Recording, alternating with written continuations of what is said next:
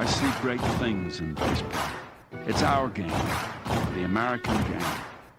It is played everywhere, in parks and playgrounds and prison yards, in back alleys and farmers' fields, by small boys and old men, raw amateurs and millionaire professionals.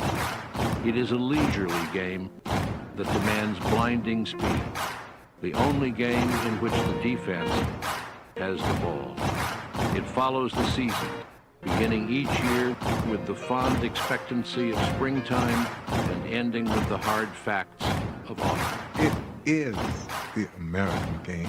It's just what it is, and it makes you, I'm 81, but I can feel like I'm 15 when I'm talking baseball. I'm watching baseball. This is it. It does this. It brings you back.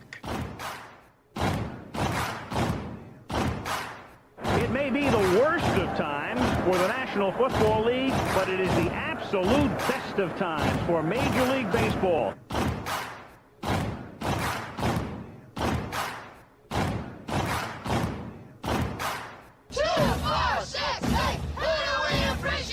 You're in Braves country.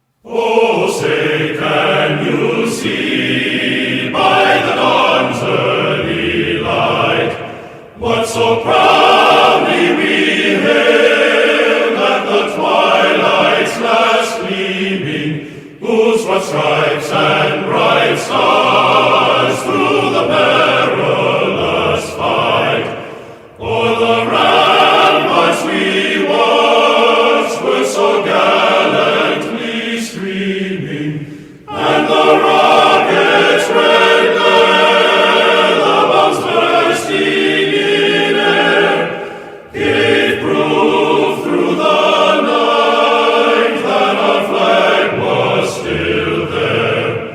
Oh, say does that star-spangled banner yet wave o'er the land of the free and the home of the brave? Play ball! Armchair. On a beer? 7 o'clock in the morning.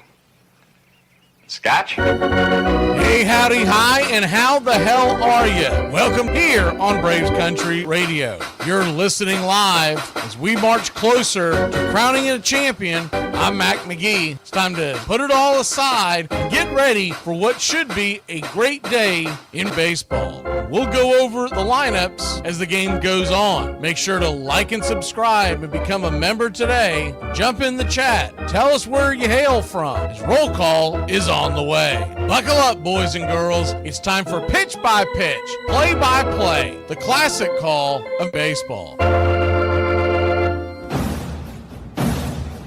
Get this bus moving. Stop. Come back. Too late. Roll call! Yeah, roll call!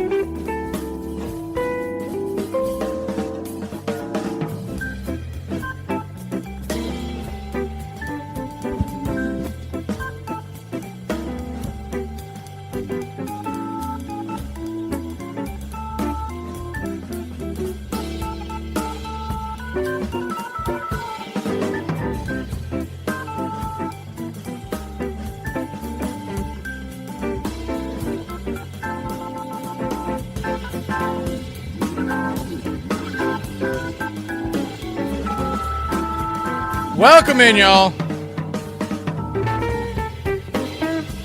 No time for salutations.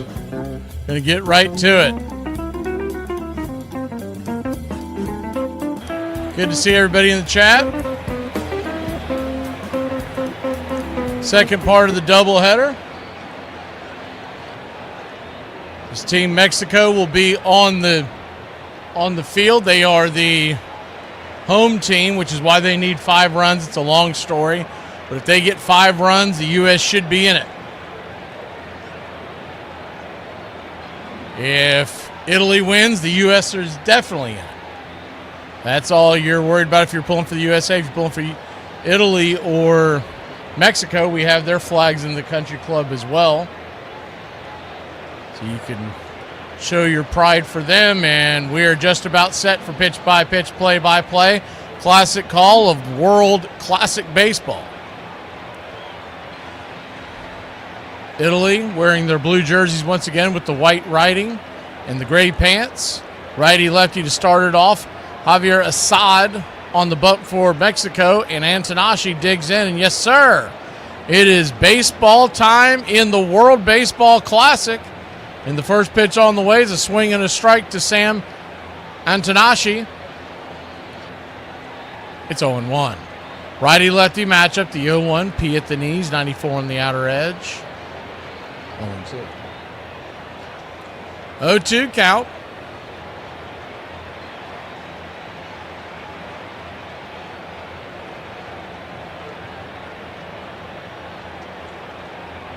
Infield back into the right. Javier Assad, Chicago Cub product. And the 0-2 pitch, swing and a miss. Chase one well off the plate. 87 miles an hour, 1 away.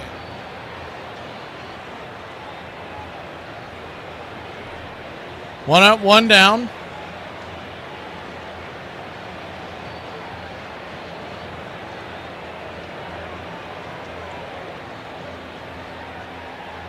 This is the beat we will play for Italy tonight. First pitch on the way, swung on and fouled back out of play. It's 0-1. When Team Mexico gets a big hit, John Birdie at the plate, righty-righty matchup. The 0-1, swing and a miss. Foul tip into the glove, it's 0-2. Left to right across the infield for Team Mexico. It's Nacho Alvarez, Joey Ortiz, Nick Gonzalez, and Aranda from third to first. Kirk is behind the plate. The 0-2 pitch in the dirt, 1-2. Randy Arozarena is in left, Thomas in center, and Duran in right. Batting for Italy, Antanashi, who just struck out, is leading off and playing short. Birdie batting second, playing second at the plate, and Marcy is in center and batting third. The 1-2, swing and a miss, blew it right by him, 95 miles an hour, 2 down. After Marcy, it'll be Vinny P batting cleanup. Playing first, DeCenzo's the designated hitter and batting fifth. Jack Caglione is the right fielder batting sixth, Fisher at third and seventh. Razio behind the plate and batting eighth, and Nori is in left and batting ninth. First pitch on the way is upstairs to Jacob Marcy. It's right there for a strike. It's 0-1. Marcy, Miami Marlin versus the Cub Assad is the 0-1 pitch, high and out of the zone. 1-1. Good to see Joyce, Charlie, Willis, Peta. James Fisher is the 1-1, chops it foul. 1-2. See who else. I had to step away and try to grab. I didn't get anything to eat. I tried to get something to eat, but it didn't happen. Who else do we have here? I'm probably missing a few. Braden, good to see you.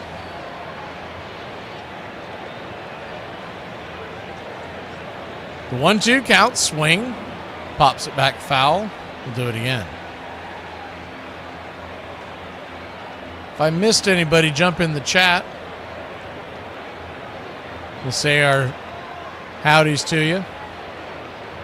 Mexico nothing, Italy nothing. Top of the first inning, just getting going here in the World Baseball Classic. The 1-2 pitch, high and out of the zone, 2-2. If you're wanting the USA to advance, Mexico needs to score 5, and you're in. Or Italy wins, and you're in. Anything that doesn't happen sound like that, you're out. A 2-2, misses high, 3-2.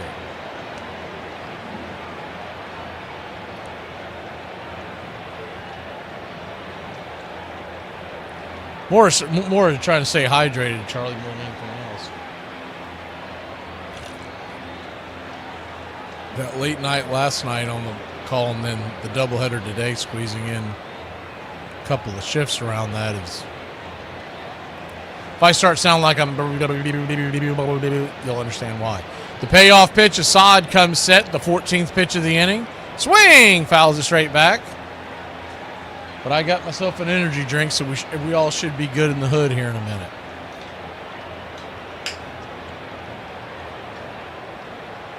Standing on deck is Vinny P. You know, the one thing you worry about with Italy trying to win is the payoff pitch. Swing and a miss, strike 3, and mows them down. Javier Assad took Italy to school looking silly here in the first. We'll go to the bottom of the first. Mexico grabs the bats here at the WBC. I can't wait for fall, dude. I'm such a 70-degree slut. When that dude, man, just thinking about it, oh my God, 50 to 70 degrees. I eat it up, man. It's best weather ever, best fits ever. Everything's so good, dude. The air just smells fresh. Smells crispy. It's got that autumn scent. You know what I'm saying? You know when you go outside and you go, that's what they're putting in those candles. Candles! Oh my Bed Bath & Beyond, watch the out. I'm just gonna say this. If you live in the South and you one of them folks that want a long summer or you wish it stay warm for a few more weeks, don't nobody like you. We don't like you. And knowing the Big Red Machine like I did, we knew we were going to come back from a 3-2 deficit.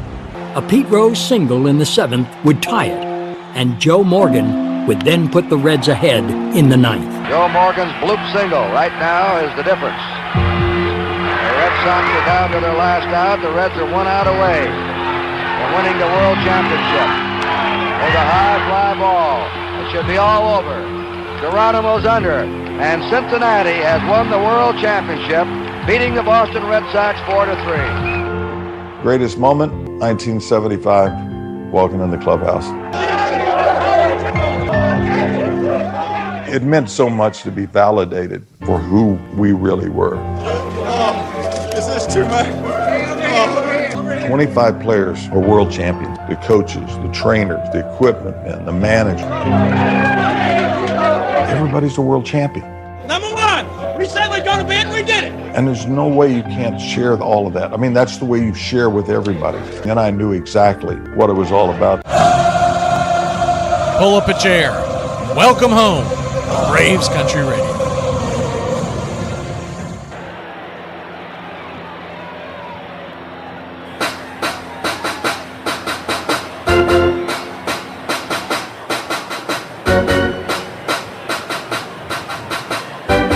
Speaking of that, what's for dinner?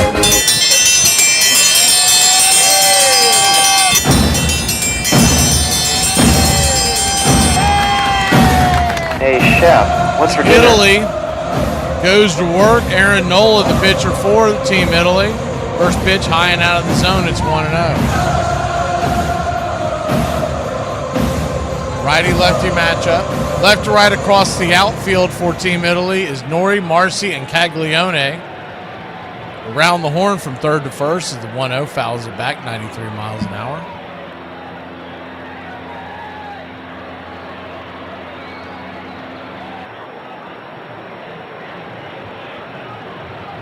Get this looking just a little better here. There we go. It's Fisher, Antonacci at short, Birdie at second, and Vinny P at first. Razio behind the plate. Aaron Nola on the bump, the 1-1 swing and a miss. Nasty bender, it's 1-2. For Team Mexico, Duran leading off for the Boston Red Sox. Randy Arozarena from the Seattle Mariners batting second, playing left. Aranda batting third and playing first. Kirk is behind home plate. And batting cleanup is the 1-2, fouls it back. Joey Meneses is the designated hitter, batting fifth. Nacho Alvarez, the Atlanta Braves, batting sixth and at third. Gonzalez is at second. Pittsburgh Pirates. And batting seventh. Thomas of the Diamondbacks is batting eighth, and Ortiz of the Brew Crew is batting ninth. The 1-2, swing and a miss. Curveball down around his ankles, run away.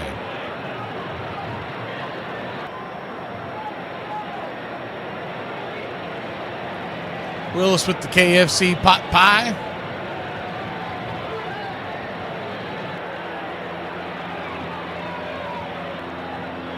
I'm having caffeine at this moment, but I hope to get something a little better later on. Randy Arozarena digs in. First pitch is right there. Just misses the zone. It's 1-0. Uncle Charlie, orange chicken and rice.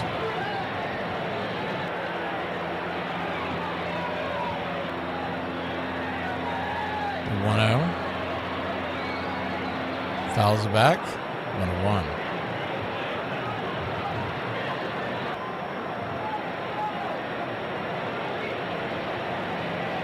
Peta's got her lunch in a can. Or dinner in a can, I guess it is at this point. 0-0 your score. The 1-1 pitch. Swing and a miss. 1-2. Looks like they got a pretty good crowd here in Houston. So filing in a little later, but not a ton of people behind home plate, but you can see they're all scattered throughout the left and right field lines. The pitch is down and away. It's 2-2.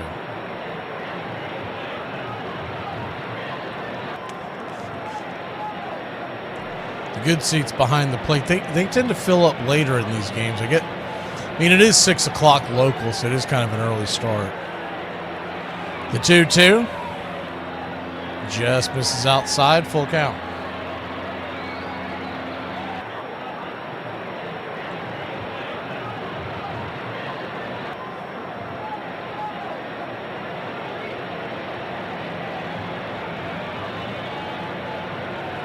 Payoff pitch, swing and a miss, strike three. Got him with the curveball off the plate, 2 down.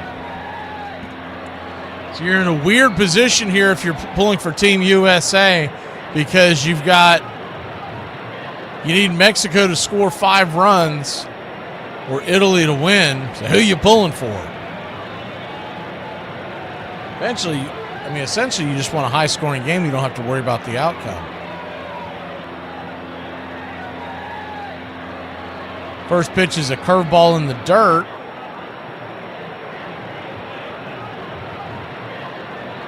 Taken by Jonathan Aranda all the way. It's 1-0. Aranda. Tampa Bay Ray. Left-handing first baseman. 1-0 right there at the knees.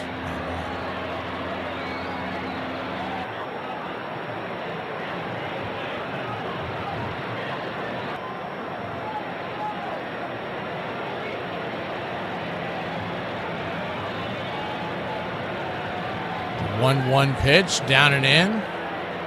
2-1. So a 2-1 count.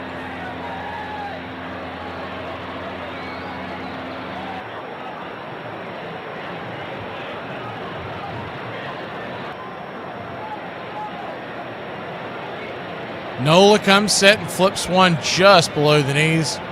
Home plate umpire once again. We've seen this all classic long there, pinching the zone. You have to be. That's why you like your chances of getting some runs in this game. And realistically, if you think of it big picture, is the 3-1 pitch. Swing, lifts it high into left center field, going back on the track, at the wall, off the wall. That's going to get down for a base hit. and it's going to be a 2-out double for Team Mexico with the runner in scoring position.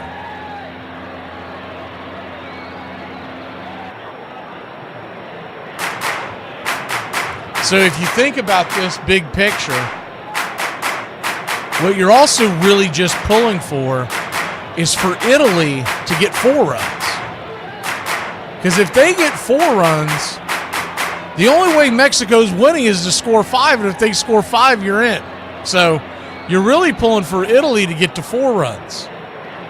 And at that point, it's game over. If it doesn't go to extra innings, and after that it gets hairy, and his first pitch on the way, swings, slots it over there to third, an atom ball, and that's going to be an easy 5-3 put out. 2 down, nothing doing for Mexico. We go to the top of the second inning. Team Italy will grab the bats when we return. If bigger shoes mean bigger PP and a bigger car means a small PP, then I think I just figured out why everyone's terrified of clowns. Hello, Husband Helpline. Hi, I need some help? Of course, that's what we're here for. So my wife came home from work, and when I asked her what she wanted for dinner, she said, you pick. Oh boy, code 14. So what do I do? Well, please understand that anything you do is going to be wrong, but we can at least help mitigate the situation. Thank you so much. So what's happened so far? Well, I asked her what she was in the mood for, but she just said, she's too tired to think, and you need to figure it out. How did you know? We get these calls a lot. So what do I do? Based on the data we've collected from the last 10,000 callers, it appears that sushi is actually the safest option. She does love sushi. It works 42% of the time. Okay, the next best option would be Thai food. I was just gonna order a pizza. What the f*** is wrong with you? Just order sushi, throw in The Bachelor. I'm an independent woman who don't need no man or woman or anyone apparently when she decides to move furniture. Just stubbed my toe and I'm about to lose it. 1975 might have offered the perfect ending for the Cincinnati Reds, but the following year they picked up right where they'd left off, with the Big Red Machine dominating the National League again, leading the league in nearly every team offensive category. For Johnny Bench, though, while he was still just 28, it felt like all those years behind the plate were catching up to him. I couldn't sleep on my shoulder. Every time I'd start to curl to, load the bat, somebody like stuck a knife in my shoulder. Didn't have a very good year. But we still had Tony, we still had Pete, we still had Joe, we had George Foster, Cesar, Kenny, Davey. I mean, all of it could carry anybody, me in particular, because they carried me. Would I have liked to have been better? I couldn't be. And when you don't have it, I mean, you're still better than some, but you're not as good as you used to be. Not as good as I once was. But I was good once as I ever was, and that was the World Series.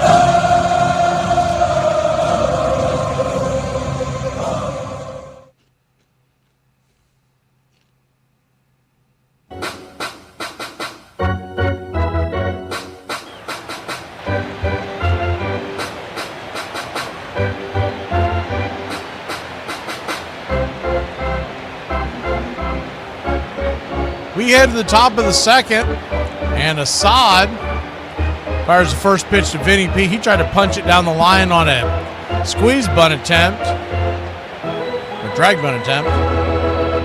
He goes foul. It's 0-1. They're playing him far off the line, back into the right as he's a dead pull power hitter.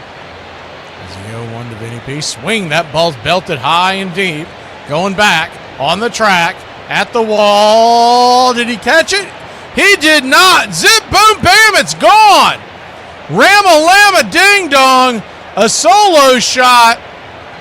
And it's a 1-0 lead for Team Italy.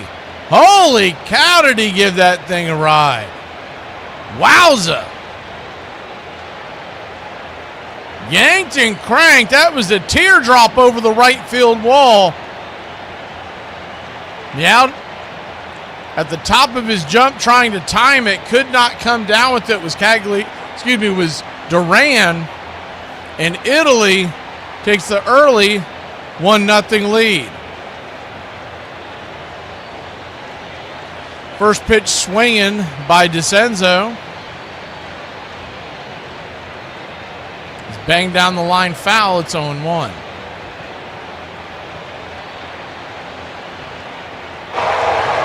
There we go. I couldn't find the one that wasn't the 0-1. Down and away, 1-0.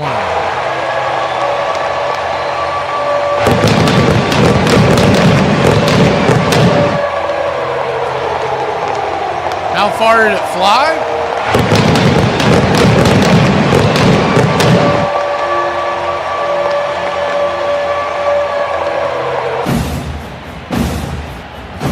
Two 1 pitch.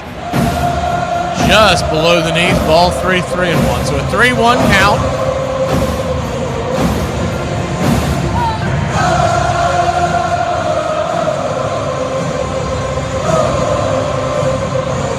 Brings it, swings it. Dribbles it over towards shortstop. That'll be an easy out.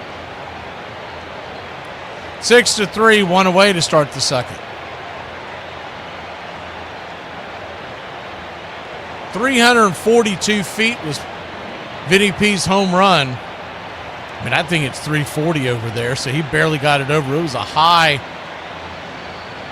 towering home run. Duran was trying to time it up with his jump, but it just got past his glove over the wall. First pitch on the way to Jackie C. Caglione, betting 500 in the WBC. Takes it downstairs for a ball. It's 1-0, the 1-0. Pulls the string on the curve, and it's in the dirt, 2-0. 2-0 count. Italy leads 1-0. The 2-0. High and out of the zone. Ball 3-3.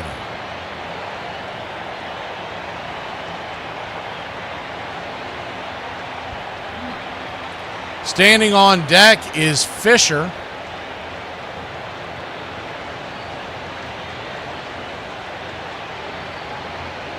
The 3-0 inside high, ball 4. So he'll head on down to first.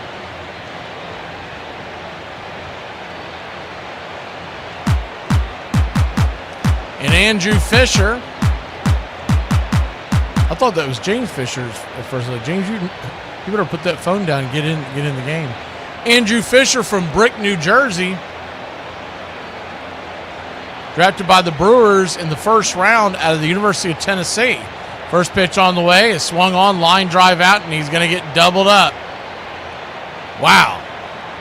Caglione got caught with his hand in the cookie jar, and that'll end the inning. But not before Team Italy put one on the board. It's 1-0. Team Italy. We go to the bottom of 6. Mexico set to respond. I don't trust any of your friends. Why the don't you trust my friends? I'll show you. Let's call Jack. You'll see. What? I don't get it. Hey, is Wolf with you? Yeah, why? Well, can I talk to him? No, he's on the other side of the yard. All right. Well, thank you. Is that all you need? That's all I needed. All right. Well, you have a good day, Mary. You too. Bye, Jack. Need a coffin, but you're low on cash? My discount coffins are affordable and stylish. This one doesn't have a lid. Just put a piece of cardboard over it. Cardboard sold separately. This one, it's got a little tape on it. Just scratch that off. This one's full. Used coffin, $10. I want you to know this. If your prayers include me to stop drinking, stop smoking, and stop having fun, if your prayers include any of those things, they're not going to work because I've rejected them all, and I will be continuing in my same wicked-ass ways. Against the Yankees, his idol Mickey Mantle's old team, Bench's bat suddenly came alive. Certainly Johnny was a great clutch player.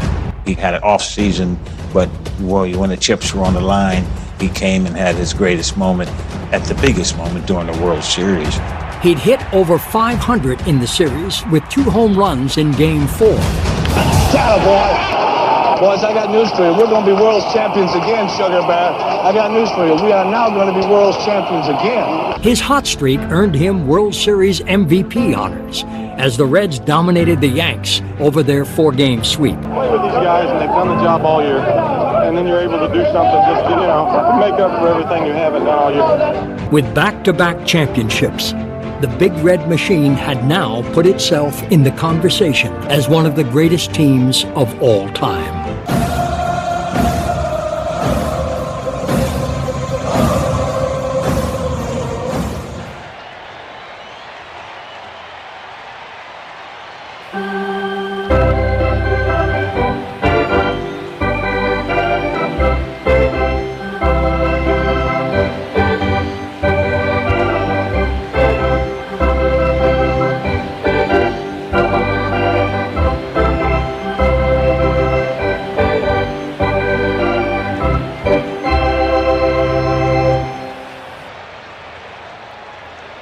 1-0. Italy leads Mexico, bottom of the second.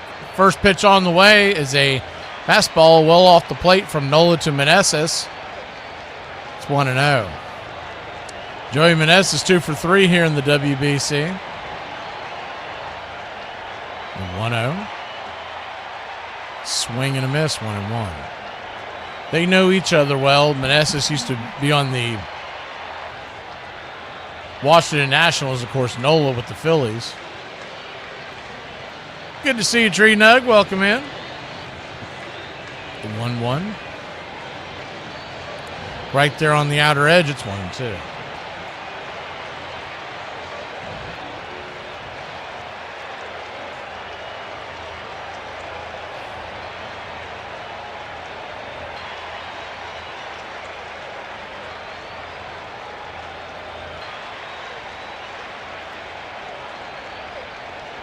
The 1-2 count. Swing and a miss, strike 3. Chase the bender off the plate. One away.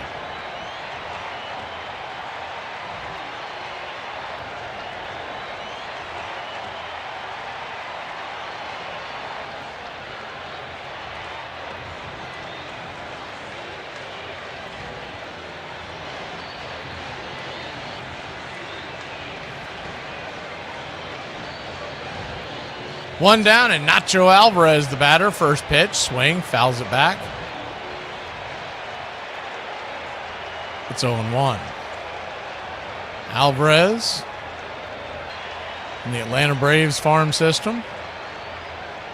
He'll be one of the first people called up in case of injury to the infield. The 0-1. Outside wide, 1-1.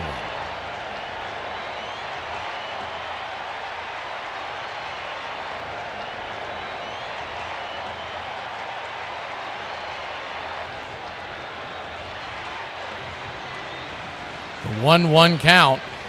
Swing rips it through the hole, and that's going to be a line drive single for Nacho Alvarez. Whoa, you check it out. What? Look, that guy.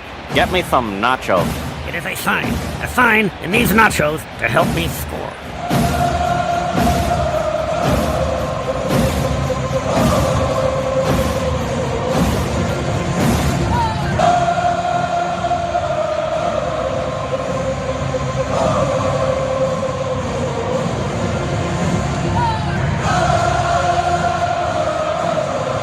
Gonzalez, the batter.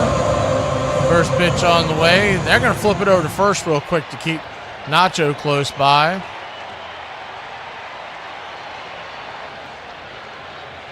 Nick Gonzalez. A little strange they don't have him hit in front of Nacho because of Gonzalez's speed, but it's the way they did it. Is the first pitch swinging, blew it right by him. It's 0-1.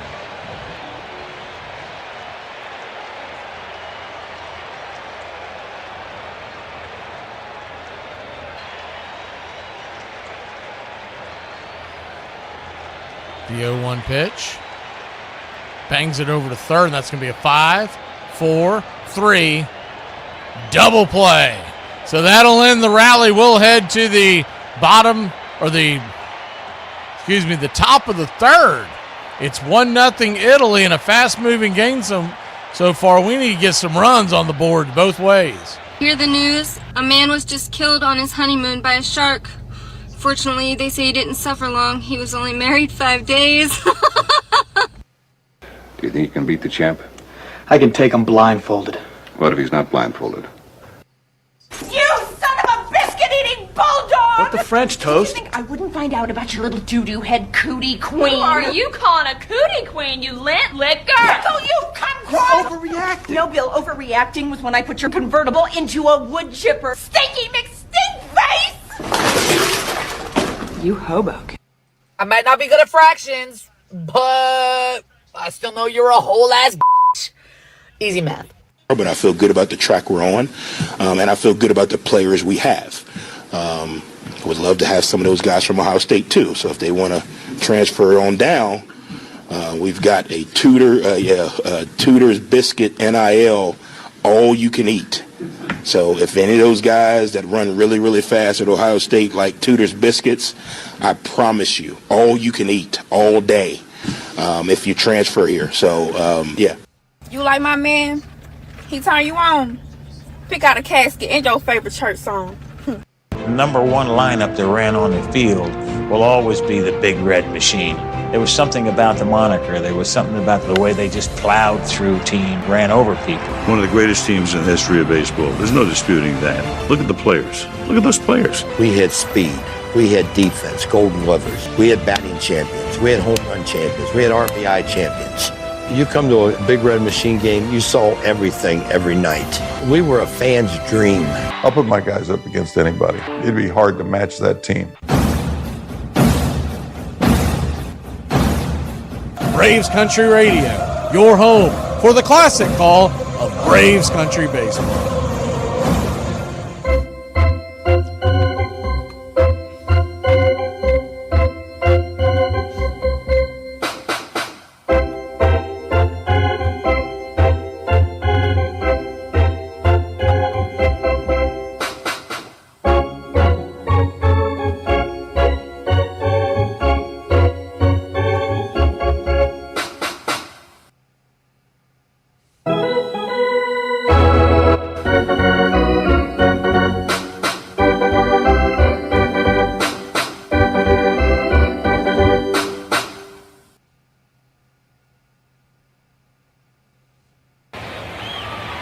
Welcome back.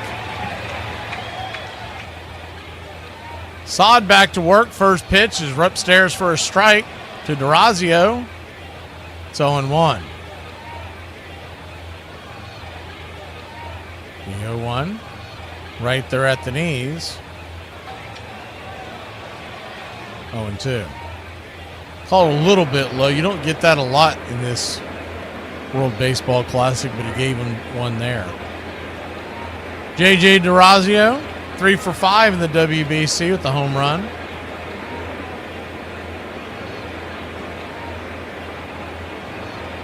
Pitch on the way, chased a curveball down near the equator, strike 3. Bat at bat there by D'Orazio. 1 away.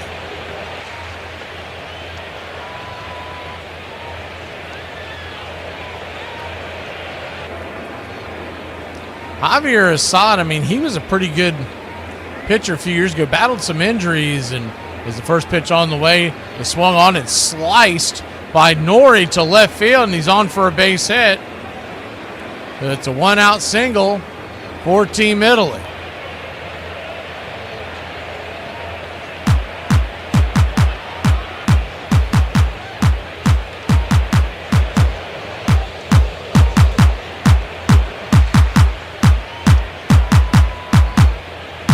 Biggest thing for Assad, even in this height of his,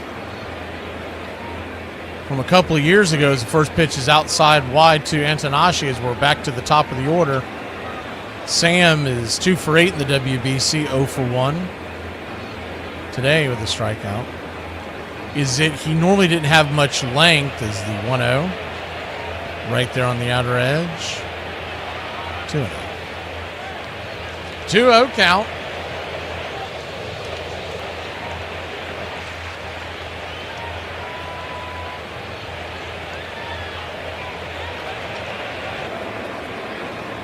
Fixing fire swing, hard hit ball to second. It's going to be a 4-6-3 double play. Nifty play over there by Gonzalez. That ball ate him up. It was rocketed to him, and he turned and flipped it with ease. We'll be back in a flash. Low-scoring game so far. 1-0. Italy leads Mexico in the WBC. I hate when I hate when you ask somebody how old their child is and they give you that bougie answer in months. Just tell me how old a mother child live for real, boy. Baby might be 2 years old. You ask them how old the baby is, might say 28 months like that. Just tell me the baby too. What the wrong with you? Man, look here. I feel like doing no math when you man, look here. I've had it with this dump. We got no food. We got no jobs. Our pets' heads are falling off. I was just checking to see if I went viral. No? Okay. Let's check one more time.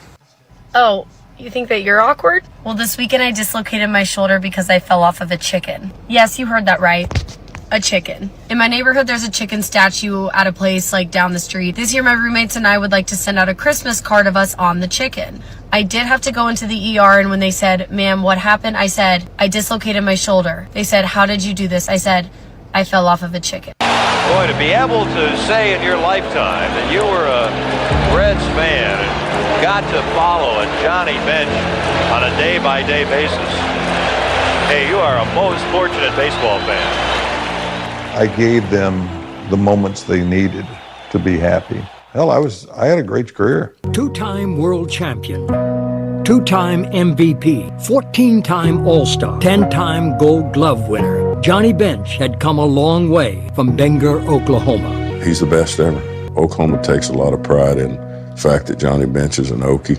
We have a class reunion every 5 years, and I think he's come to every one of them. If we go places and someone says, "Where are you from?" and we say Bangor, "Oh, from Johnny Bench town?" It's like, yeah, I graduated with him. I'm not the only guy in the world who's going to say he's the greatest catcher ever. He's the best catcher I've ever seen. There's no question about that.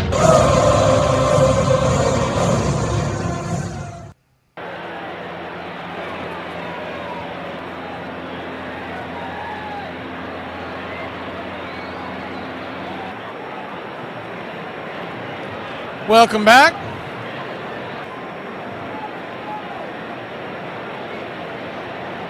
Magic number is 4 runs tonight.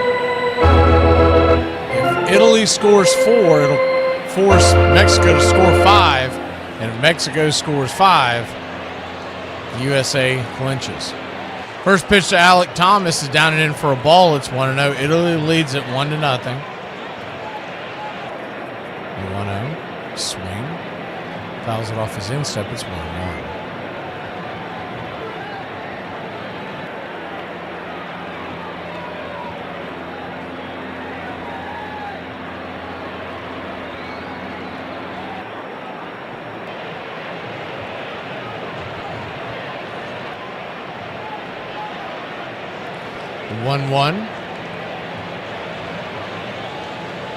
Swing, fouls it away, 1-2. Yeah, we've added a few things to the Braves Country Radio store. Tried to add a couple of shirts because we got to thinking about how the United States turns 250 this year. We're looking for something that we just kind of said baseball and USA together, so we put some of that together. Kind of like a few of those T-shirts. Is the 1-2 right there for a strike? Strike 3. Nice pitch. One away. I really like the soundtrack of summer series that we've put together on those. Of course, you got the 8 balls, and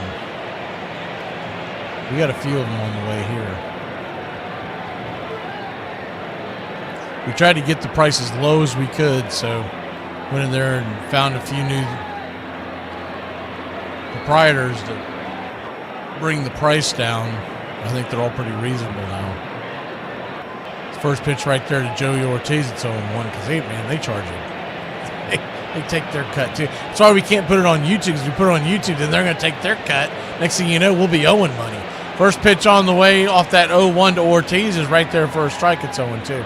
This is the Joey Ortiz. This is the Ortiz, the shortstop for Milwaukee that I tell you, he's not a very good hitter. But every time he faces the Braves, he hits like he's Ty Cobb. Is the 0-2 pitch, high and out of the zone, 1-2. So my guess is, in a big spot tonight, if we need him to get out, he's going to rack one over the wall. It's insane how well he hits the Braves, but the rest of the league not so much. The 1-2 pitch, swing, sizzles it back up the middle, and there you go. Base hit for Team Mexico, and it's 1 on, 1 out. Hard hit ball back up the middle, right past the mound in between second and short. I mean, that ball was on a line. He must have heard me talking about him.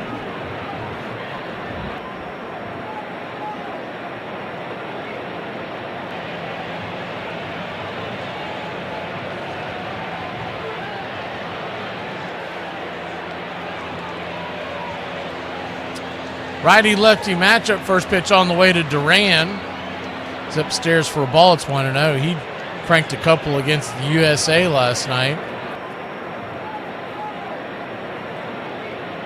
Good offensive bat for the Boston Red Sox. They got kind of a log jam out there in outfield. You almost wonder if the Braves might try to make a move with them as the 1-0 pitch swing, pops it up high into center field. Coming underneath it, making the catch in center for out number 2. And I don't know what the hell Ortiz was doing, but he's going to get doubled up. He was running on the play, and he kept going like it was like there were 2 outs. That'll end the inning. That's the Joey Ortiz we know and love. We'll be back in a flash. Italy will try to put some runs on the board. Heart of the order, due up when we return.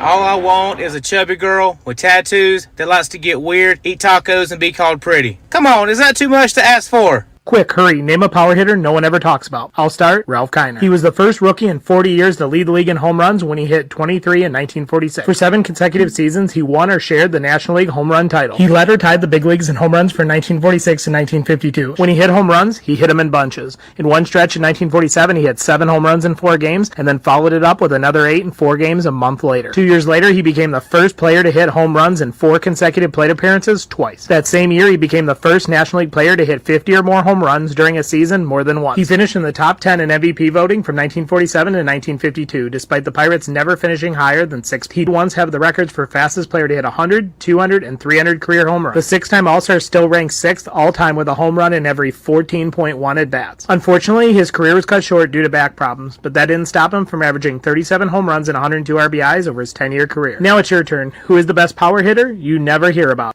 Normalize dreaming small, real small. I can remember one of the New York papers running a photograph of Mantle with an arrow and a medical explanation pointing to every place in his body where he had been injured. But the remarkable thing was, in spite of all that, he still was having those 300 seasons and those 40 home run years. An ailing leg fails to stop Mantle. He did it all, and he did it all on a bad leg. As Mickey went, so went the Yankee. And when they needed him, he was there, even if he had to play with his legs taped from ankle to hip. It was like he just ignored the injuries. They could slow him down, but they couldn't stop him at all. He was still doing heroic things. As 1961 started, Whitey and Mickey did their best to carry the Yanks, with Ford off to a strong start and Mantle hitting 9 homers in the season's first 18 games. There's one.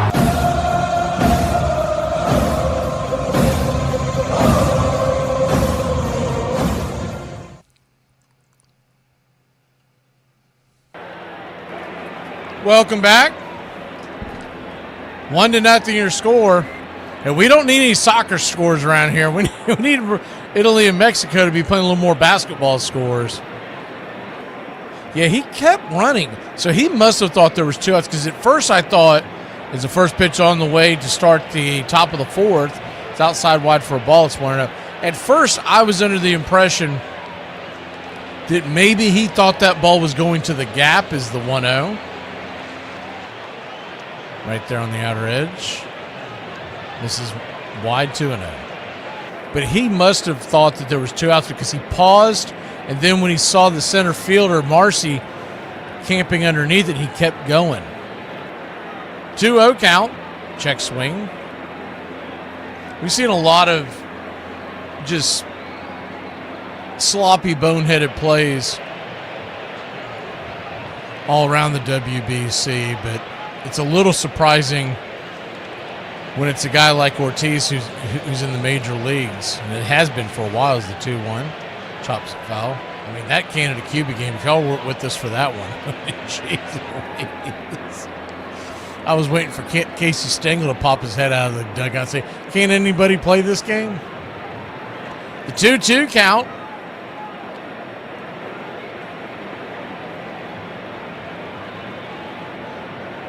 Pitch on the way. Swing. That ball's lifted. High and deep into left field. Get up, get up, get up. She's gone. A mighty smack over the track. Oh, my, what a big fly. And it's a solo shot, and Team Italy is halfway there. It's 2-0, which is nothing but good news for the USA.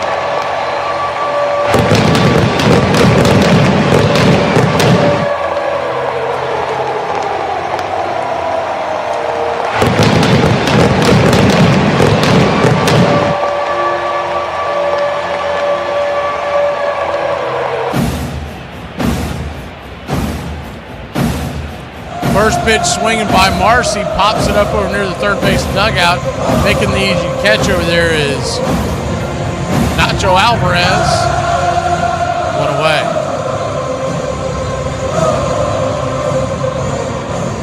349 feet over the left field wall for John Birdie.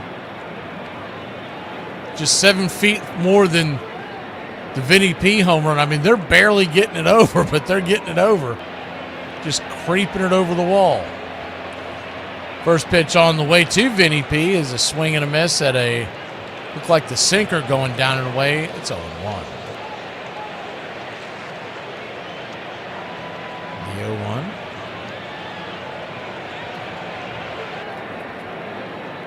Pitch misses. 1-1. 1-1 count.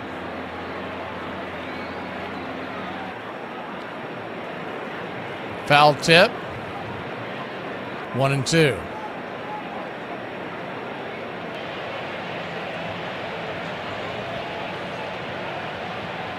The 1-2 pitch, swing and a miss, strike 3. 2 down.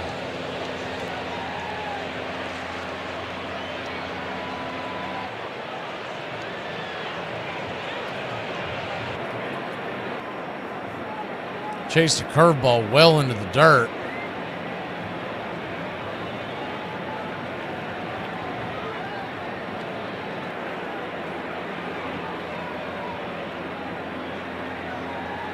Righty is Zach DeCenzo, the batter. Just 2 for 11 in this classic with 1 RBI. 0 for 1 tonight. The 0-1 pitch is a lazy fly ball to left field. F7 in your scorecard, and that'll end the inning. But not before Team Italy puts another on the board. It's 2-0. Good guys. We'll be back in a flash. Getting oral sex by an ugly person is like bungee jumping. You know it's going to be fun, but for sake, don't look down. I cannot stand hanging out with his Ivy League friends. Oh, they're the worst. They're not that They bad. are the Are you worst. kidding me? Debbie can't go 2 minutes without talking about Columbia University and the little guy with the lazy eye from Harvard. Brown. Whatever. Honestly, I wish that tart would go back to Columbia and take her weird little brown friend with her. So when I said brown people, I wasn't talking about your brown people. I was talking about people who go to a university, not your people. Not that your people couldn't go to college. Okay, now I'm hearing myself say your people a lot, so. You need to relax. You explained. Not very well. I'm looking for somebody tall, dark, and handsome, preferably with teeth and a little bit of hair. A family man, a businessman, whatever, a conscious man. Somebody recently asked me what I wish someone would have told me when I was in my 20s, and I think this spans across all industries. Sometimes you gotta reach your dreams to find out that they're appalling, repulsive, disgusting. I gotta get the out of here, and that's okay.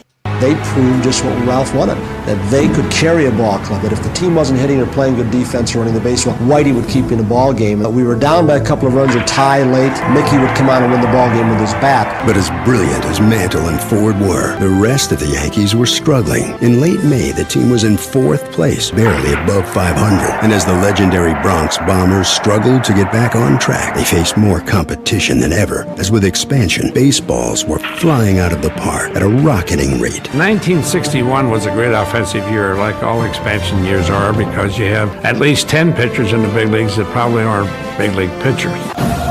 Your home for the classic call, Braves Country Baseball.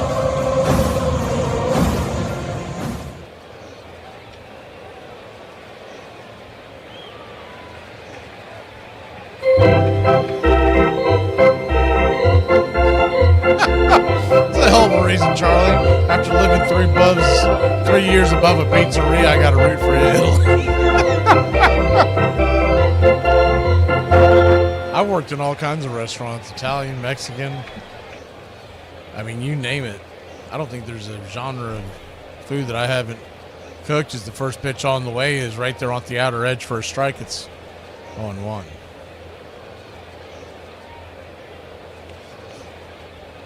It's funny, though, when you work at whatever place you're working at, you tend to get sick of that food until you get out of there. And it comes in waves. I mean, kind of reminds me of is the 0-1 pitch. Swing, chops it foul. It's 0-2. If anybody ever watched How I Met Your Mother, and the Marshall character had the cassette tape stuck in the tape deck of 5,000 miles, if I could walk 5,000 miles. I think that's the name of the song. Anyways, and that's all that played in his car because the tape was stuck there. Is the 0-2 outside wide 1 and 2. And anyone that would write in there said, "What? Don't you get tired of this song?" Because it comes and goes. In the next clip, they show him singing along. It's kind of the way it is when you work in a restaurant. You get sick of the food, and then all of a sudden you start craving something. There's the 1-2 swing and a miss, strike 3. Foul tip into the glove. Nola pitching pretty well.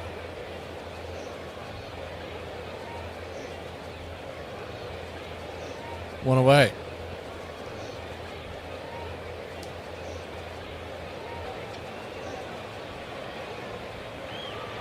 Well, there's worse places to live above, Charlie, is above a pizza joint. I mean, that makes it real easy. And you go, I'm hungry. I bet you're always hungry just if you're living right above it. First pitch on the way is down and away for a ball. It's 1-0. I'd be dead if I lived above a bakery. It'd be over. Or a bar. Either one. The 1-0 inside. 2-0. 2-0 count. Some of the restaurants that I managed over the years, I guess you could say that I did live inside a bar, but at least I did go home sometimes. The 2-0 count. Inside. 3-0.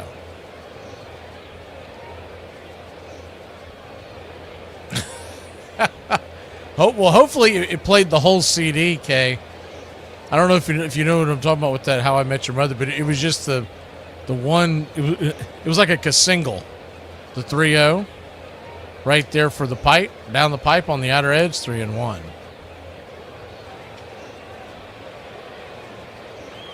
Two to nothing your score. Italy leads Mexico. 2 solo home runs by Birdie, and Vinny P is the 3-1 pitch. Right there, taking all the way. Aranda trying to get on base. Full count.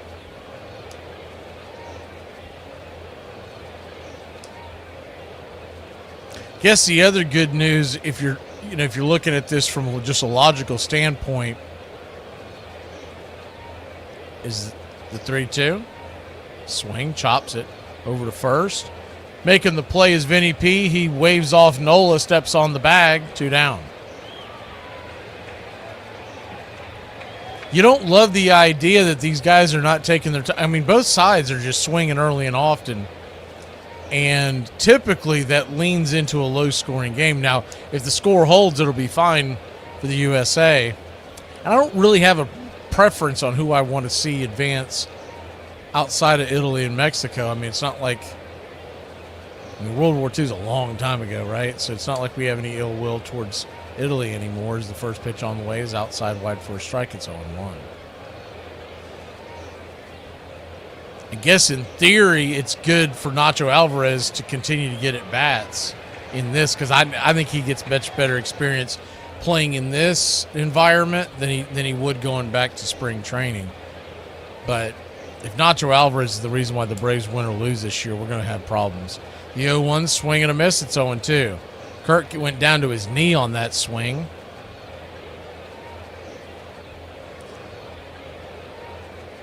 We are officially 2 weeks away from just first pitch of the Major League Baseball season as the 0-2 outside wide 1-2.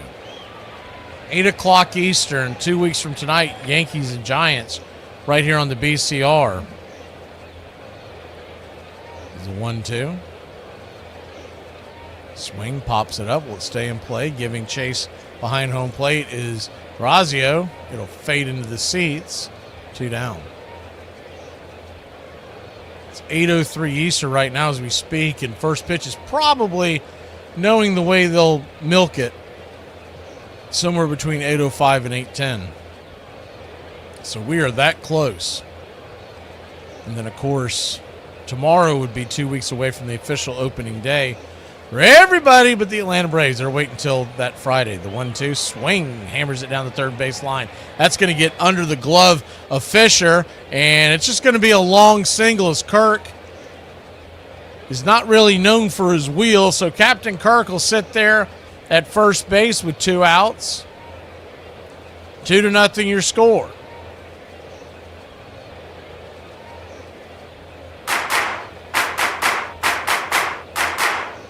Fisher laid out there, just missed getting it. If he comes up with it, he's probably going to get Kirk, but it would have been a tough play. Even though Captain Kirk doesn't run well, he does hustle. You can't take that away from him.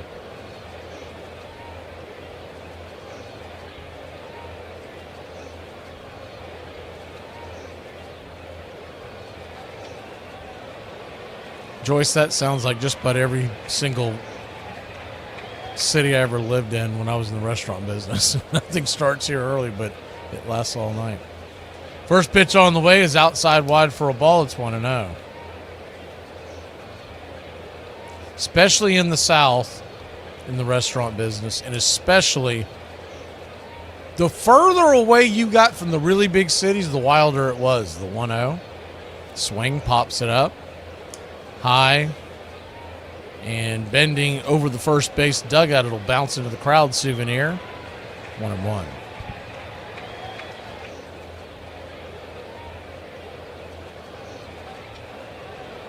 So 1-1 count.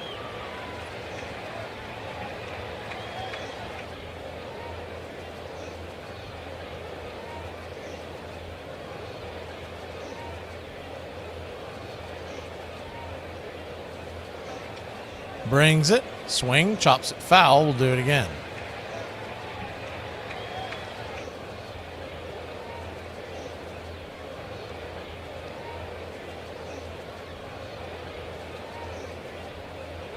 Italy 2, Mexico nothing. Runner at first. 2 outs, a 1-2 count.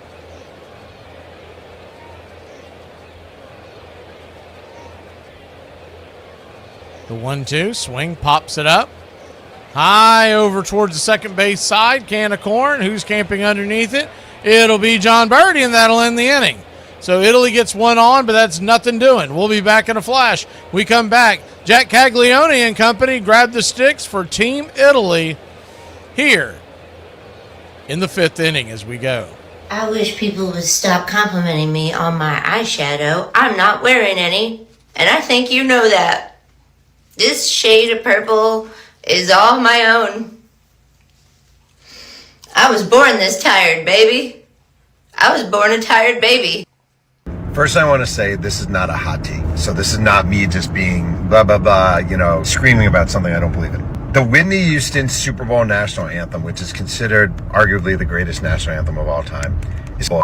And what I mean is she sang it before the Super Bowl when the Bills played the Giants, I think in 91. But she had recorded it the night or day before. So she was singing over her own recorded national anthem on a dead mic, which means she wasn't actually singing live when she sang it. For years and decades, everyone says greatest national anthem, Whitney Houston, Super Bowl. Oh my God, Whitney Houston, the queen of pop. But she wasn't singing. And I just think if you compare it to like Marvin Gaye and the inventiveness of his anthem before the All-Star game in LA, it's not even close because he actually sang that live. And I love Whitney Houston. Hi y'all, it's time for Appalachian Word of the Day. The word of the day is Boyardee. Boy, are these fried chicken legs good. In Minnesota, Harmon Killebrew was crushing the ball, as was Jim Gentile in Baltimore, who even hit 2 grand slams in one game. Meanwhile, in Detroit, Rocky Calabito and Norm Cash were both launching tape measure shots. Teaming up with the always dangerous Al Kaline, the Tigers scored runs in bunches and took over first place. The Motor City men currently lead the American League Pack by 3.5 games. If the Yankees were going to pass them, Mantle was going to need help from a fellow slugger. And as the season wore on, that slugger would give his superstar teammate more than anyone could have imagined. You're listening to Braves Country Radio, your home for the classic call of Braves Country Baseball.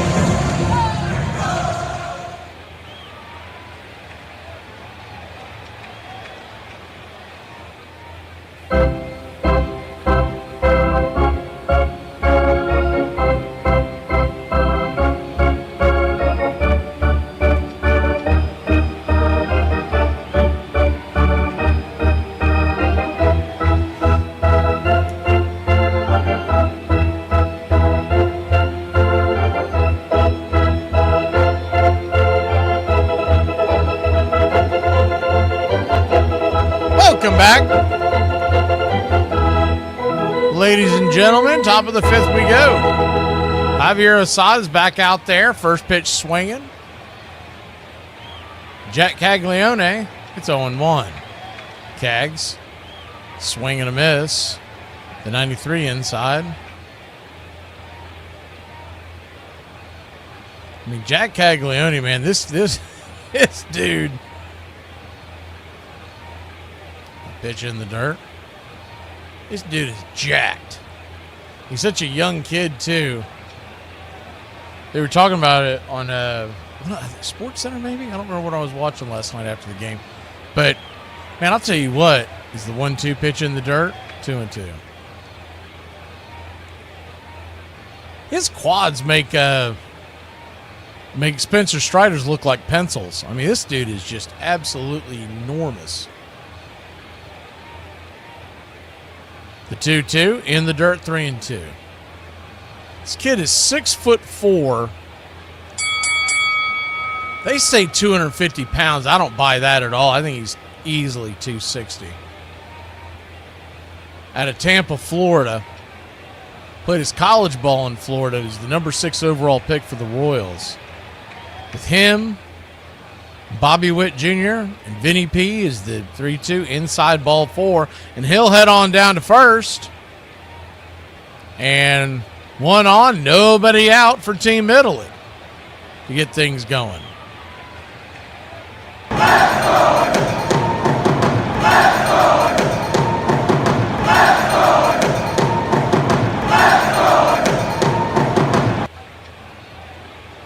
There's a southpaw warming up for Team Mexico. First pitch on the way is fouled back out of play. It's 0-1. Minor upset brewing in the Big Ten tournament. Indiana losing to Northwestern about halfway through the second half there. Losing by about 10. Ole Miss is all over Texas in the SEC tournament. The 0-1 pitch. Check swing inside. The runner goes and Cags, baby! Cags is moving it. Cagney and Lacey. Jack Caglione was shot out like a cannon. He steals second base with ease. I knew he had speed. Right, man, I'll tell you what, I haven't seen him show it off yet in this tournament, and wow. The 0-2. Swing, pops it back foul, we'll do it again. In the ACC tournament, the Noles lead California by 14. And in the WBC, Canada knocked out Cuba, so Canada's going as the 1 seed in their pool. Puerto Rico makes it as well. And Dominican Republic and Venezuela, they are scoreless in the first. They just got underway there.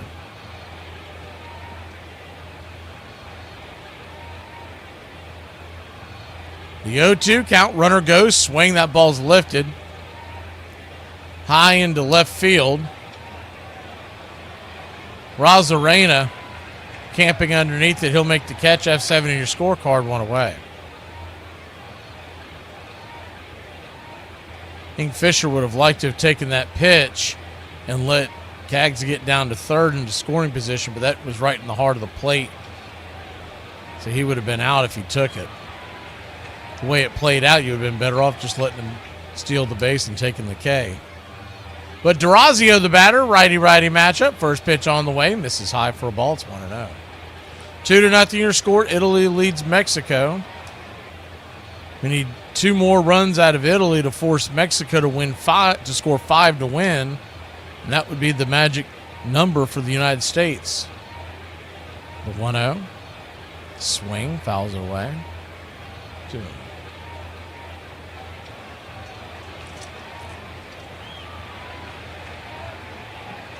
Two-0 count. So the other thing is, let's say the United States does win. Just gonna put a big if there, but if they do advance, if Italy wins, the U.S. will play Saturday. They may change the time, but right now they have it as a 3 o'clock. They may change it to the night game. We'll have to see how that plays out. if 1-1 pitch fouls away 1-2. If Mexico wins but scores 5 or more, I believe the U.S. gets the 1 seed and they would play Friday. But there were 2 arguments going on today, and I finally had to turn it off because I was like, you know what, I got to get ready for the broadcast. They were going back and forth about how it could play out. But definitely if Italy wins, they would be undefeated. They'll be the 1 seed. And the 1 seed from this pool plays on Friday night.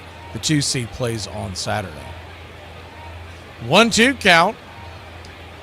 Swing, ropes it into left field. That's through for a base hit. Cags, he's going to go station to station. He had to hold up for a second because he wasn't sure that ball was going to get scooped up over there at third by Nacho. So runners on the corners.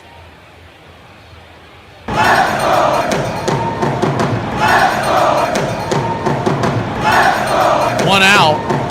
Mexico's going to be looking for a double play to get out of this, and I think Assad might be done. Coming out there to talk to him, and yep, they're looking for the southpaw to come out of the pen. So we'll take that quick break with them. When we return, we'll have runners on the corners for Italy. They lead it 2-0. They need 2 to force Mexico to score 5.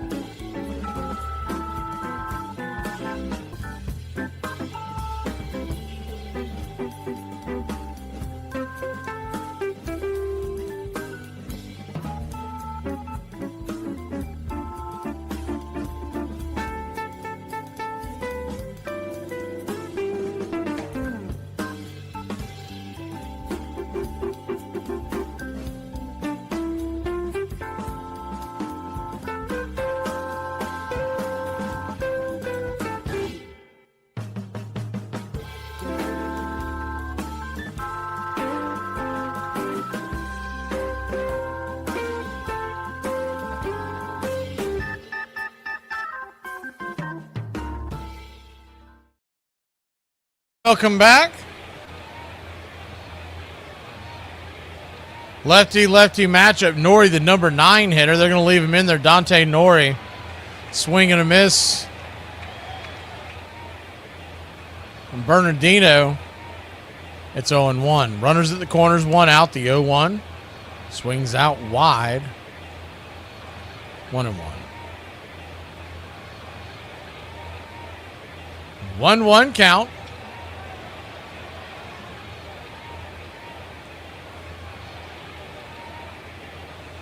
Brings it. Check swing down the third base line, and that is going to be a squeeze play, and Cagney and Lacey comes home for the run, and it's 3-0 Italy. They tried to get him on the throw. A good bunt there by Nori. It wasn't a bad flip by Bernardino to home plate. Kirk had to hold the plate, and just as the ball was coming in, it hit the back shoulder of Cagney and Lacey, Jack Caglione, and trying to make that catch with the catcher's mitt, stretched out. It was a little off the line, but you could imagine running right there a pitcher from his opposite side trying to shovel pass, it would have been an unbelievable play if he would have made it. So it's 3-0 Italy. First pitch down and in to Antonacci. There for a ball. It's 1-0. So Italy 3, Mexico nothing. If Italy scores one more run, it would force Mexico to score 5 to beat them, and that's the key number. The 1-0. Right there at the knees. 1-1.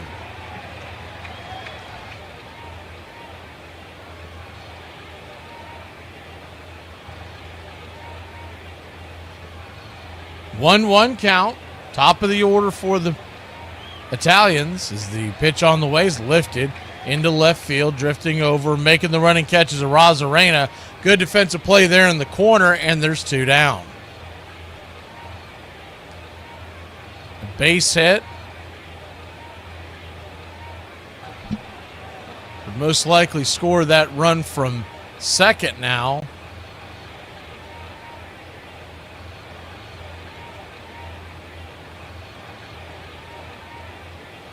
With 2 strikes, or excuse me, with 2 outs, the runners will be moving on contact.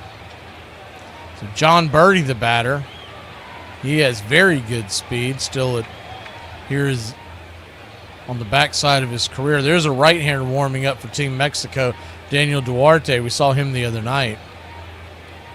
Lefty-righty matchup, the 1-0. Bernardino comes set, looks back at the runner and brings it. High and out of the zone, ball 2-0. Marcy is on deck and Vinny P is in the hole.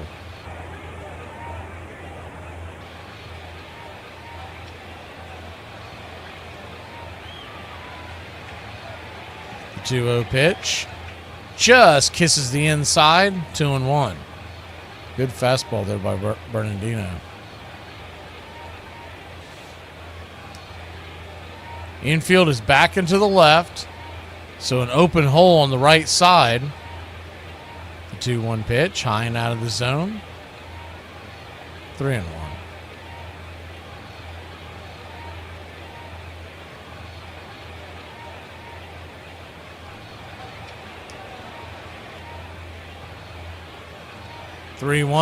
Outside wide ball 4, so he'll head on down to first.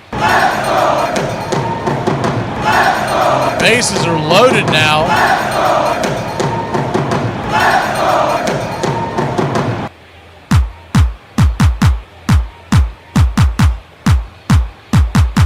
Ducks all over the pond. Pitching coach coming out there to try to calm down Bernardino.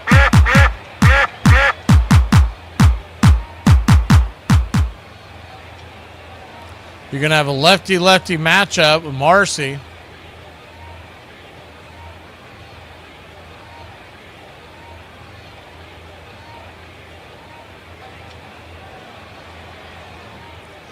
Italy has 6 guys on the bench. 3 right-handed they could pick from. Now, one of them's Teal, a left-handed bat. Remember, he came out with that hamstring injury, and I don't know if he's okay. It didn't look great last night. So I'm just going to assume until I see him that he's not an option. So we'll say 5 guys on the bench. Martini, Morabito, and Sagasi from the right side. Canzone and Mastrobone from the left side. First pitch on the way, misses high and out of the zone. 90-mile-an-hour fastball. It's 1-0. A walk, a wild pitch, a balk, an error. Anything would get Italy to that number 4 we've been talking about. The 1-0. Down and away, ball 2-0. 2-0 count.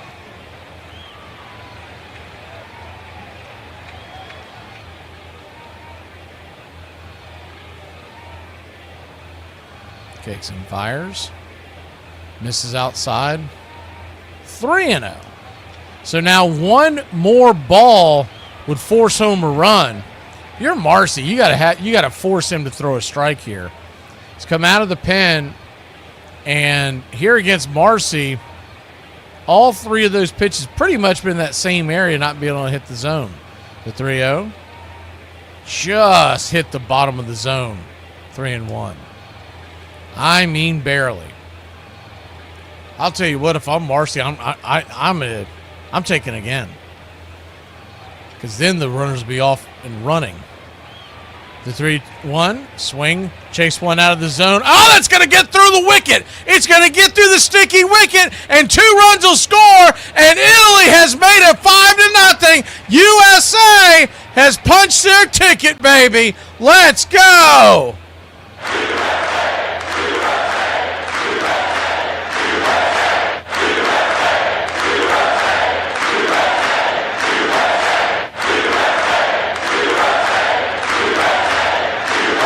Marcy took a wide turn, and it looks like he got, looks like they're calling him out, but it's 5-0. It's at least 4-0. We'll be back in a flash. Have to clean this up when we come back because they just went straight to break. See how I only slashed 3 of your tires and not all 4? Very mindful. Very considerate, very demure. Takes a lot of trauma to look this good, but here I am. I hate when I post on my Facebook and Instagram. I hate when I be throwing hints and the wrong person respond to it. Like, ain't nobody talking to you. Especially that girl I just blocked the other day. Man, look here. Bad body built that. I done told your ass one time on, man, I'm gonna block these on 3 separate apps. She keep on finding me. She know she ain't built like no Coke ball. Duh, I can see that. You built like a damn kitchen sink. Your big stop sign shake there need to leave me alone. I bet you your drawers fit like the red part around the baloney. Leave me the alone. I watched you guys win last year. You took it very much in stride. You took it in stride this year. You gonna take the 3rd one in stride too? If we can keep together, we will. That's the only problem that, in my mind. Baseball has changed. The free agencies and the opportunity to be traded or to go wherever you need to go. And when things like that happen, they can break up a ball club. Bench had it right. In the years after 1976, the Big Red Machine gradually broke apart. And by the end of the decade, only an aging Johnny Bench remained. Rose is gone. Morgan's gone. Perez is gone. You're still here. Why is that?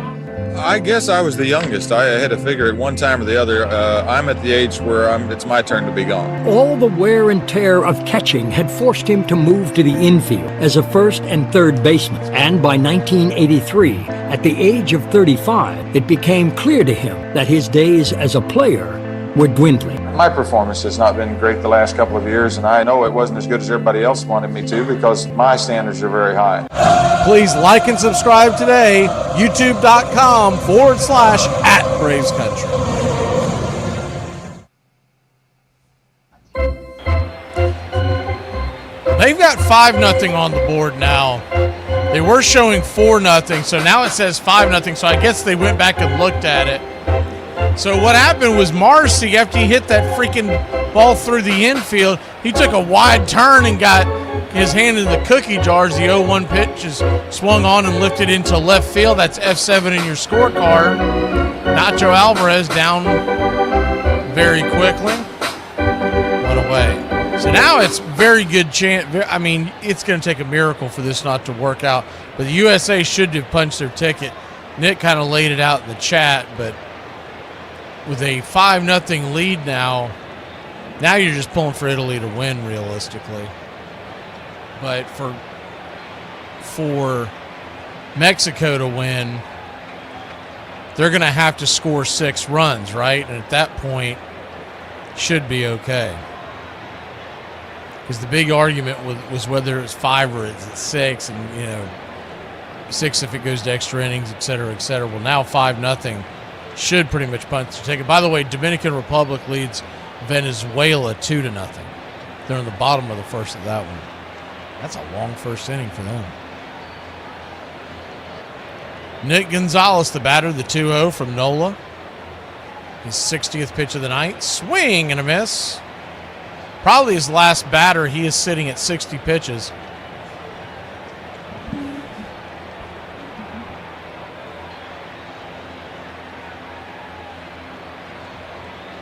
So to reiterate, it's 5-0.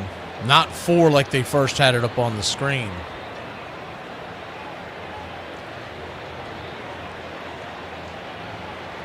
Thank you for the channel support, Uncle Charlie.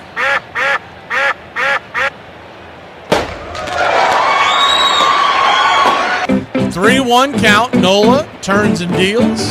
Swing pops it up. It'll bend out of play. Full count.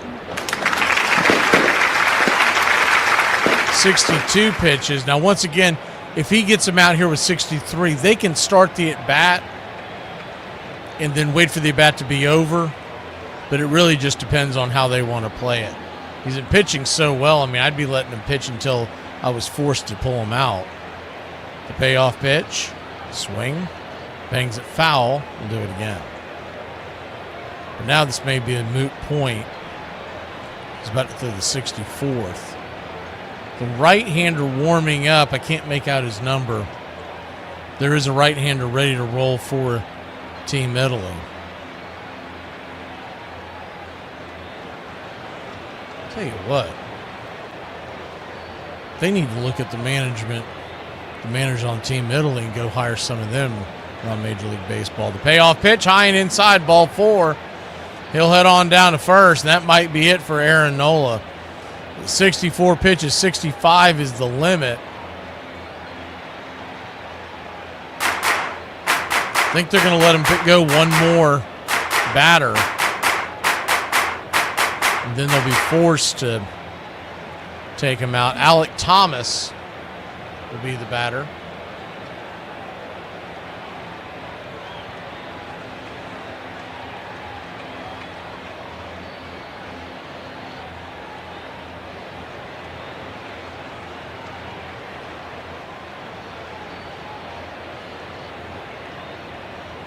Righty-lefty matchup, and the first pitch on the way is up top for a strike. It's 0-1.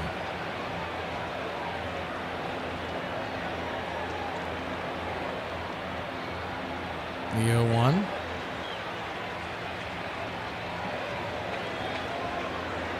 Kicks and fires. Looks like a strike. It is 0-2. An 0-2 count.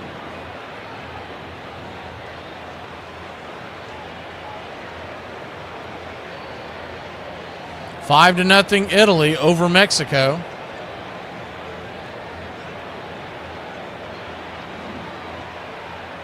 The 0-2 runner goes, throw down to second base. Smoke him if you got him. He got him.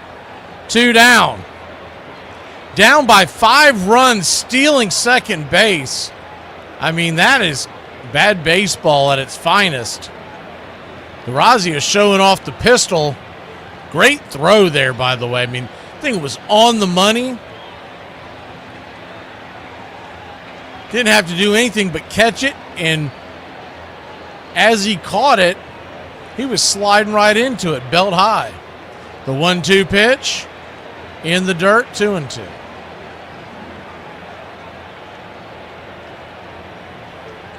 That's the good news. The bad news for Braves fans, Aaron Nola appears to be back.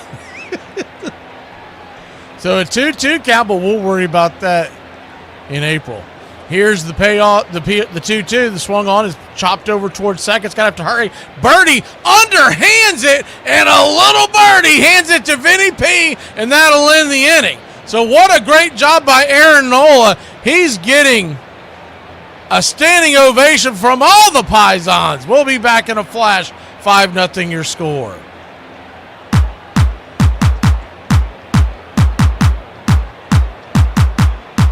Hey, y'all remember, man, jail's temporary. Memories are forever. So go ahead and punch that mother in the mouth. Does anybody know how to balance a washing machine? Because my wife keeps having to sit up here every time he goes through the rinse cycle so it don't bounce away. And I don't know how to fix it. Will you still lick it when we're 80?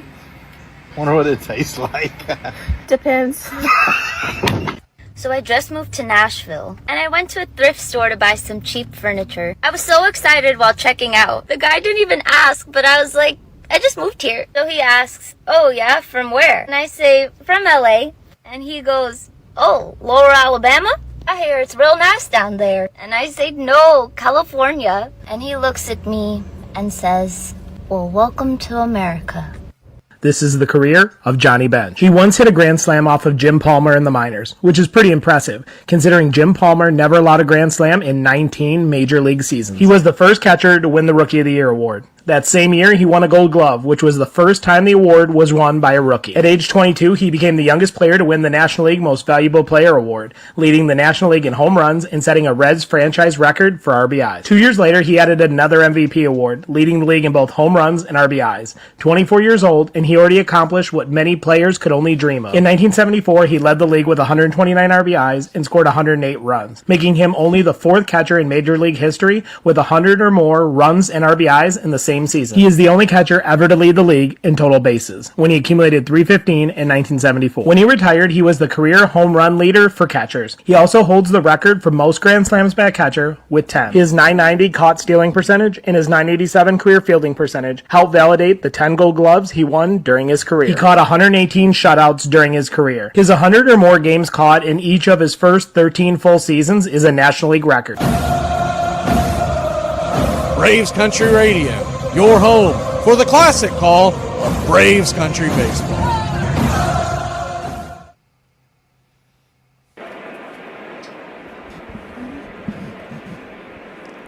Welcome back.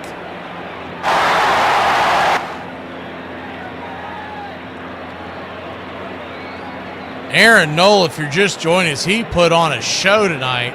His night is done. He leaves leading 5-0, 5 innings, 5 strikeouts, 1 walk, 4 hits, just over 65 pitches. And Team Italy leads this one 5-0. We go to the top of the 6th. First pitch on the way. Hanging curve there for a strike. It's 0-1. If this score holds, it'll be USA playing Saturday and Team Italy playing Friday night. The 0-1. Brings it. Swing belted. High and deep down the right field line. Going back. Going back. Going back. Zip, boom, bam, it's gone. Ram-a-lamma, ding-dong. A solo shot. And it's a 6-0 lead. Italy with a 6-pack on the board. Holy cow.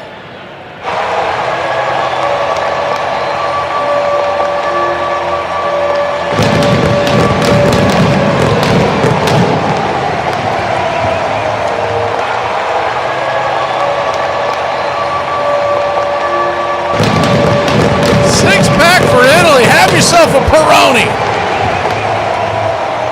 A hanger, a banger.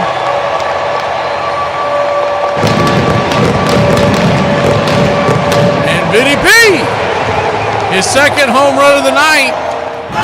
349 happy feet over the right field corner.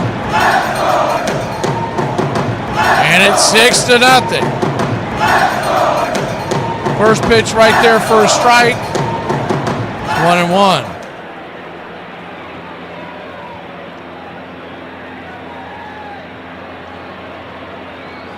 Second home run tonight. Both of them just cleared the wall. The 1-1. Slices it foul, 97 miles an hour from Duarte. It's 1-2. So a 1-2 count.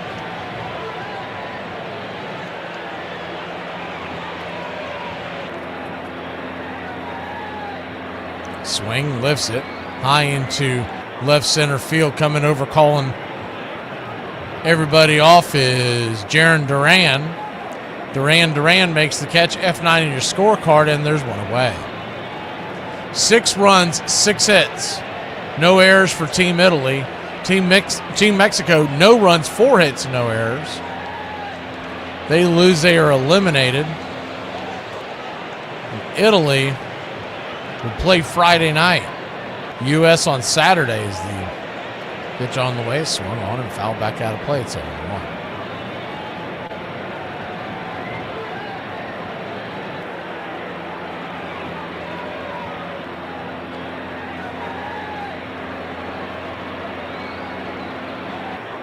The 0-1.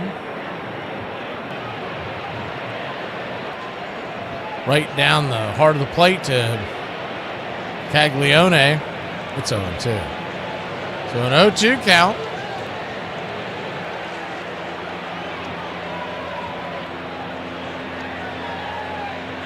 Dixon fires. 1-2. It would be Italy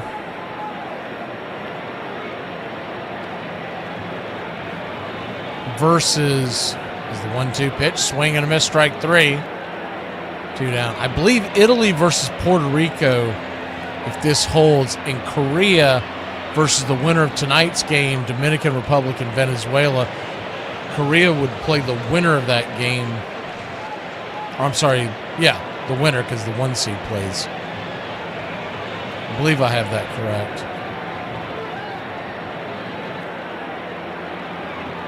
Righty-lefty matchup is the pitch on the way. Swing, fists it back, foul.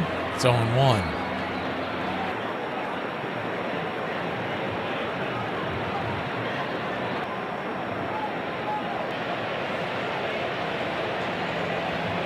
Bonds says pre-Civil War, but no wrong. Or at least so you've been told, right? The 0-1. Right there on the outer edge. 1-1. 1-1 count.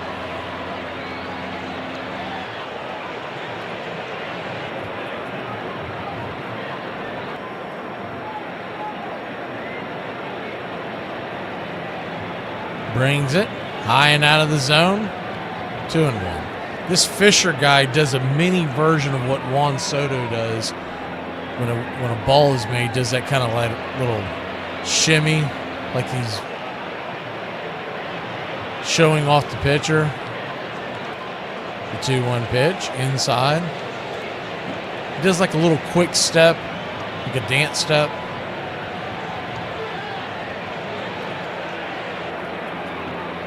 He's 21 years old. Milwaukee Brewers organization, first round pick from Tennessee. So he's got a little full of himself. 3-1 count. Right there for a strike. Full count. And this dope just tried to challenge the pitch. No one told him that there's no ABS system here in the WBC. He just tapped his helmet. The umpire had to explain it to him. The payoff pitch. Swing, fouls it away. I don't know. If you're going to be cocky like that, you got to do something first. When you come up doing that, it's kind of like the dopey kid for the Tigers, Clark, who's wearing old 12 chains as I call him. He's wearing all the Mr. T starter kit.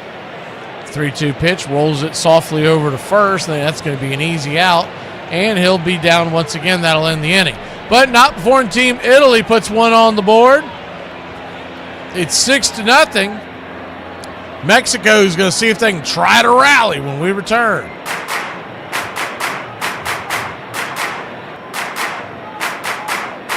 Call me fat. Cool. Now call me ugly. You're lying. You're stressed. You're trying to find things to say.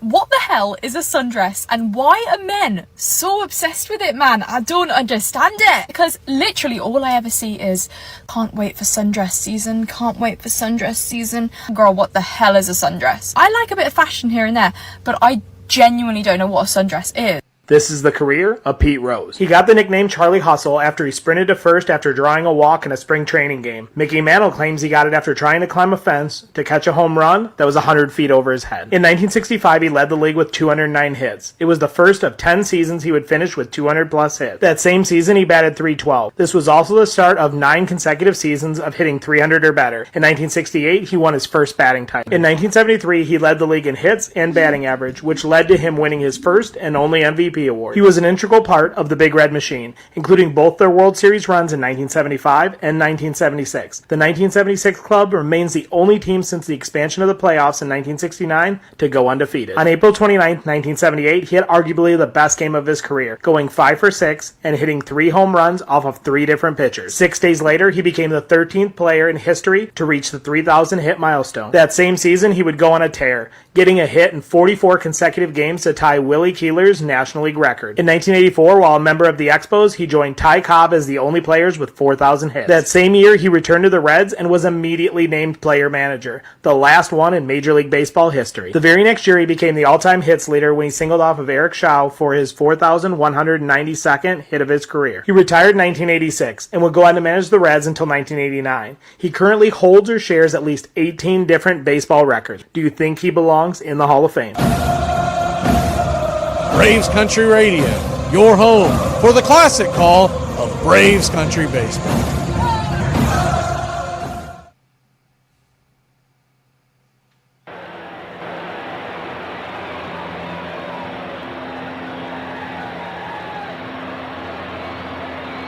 Six to nothing your score as we head in to Team Mexico's offensive side of the inning.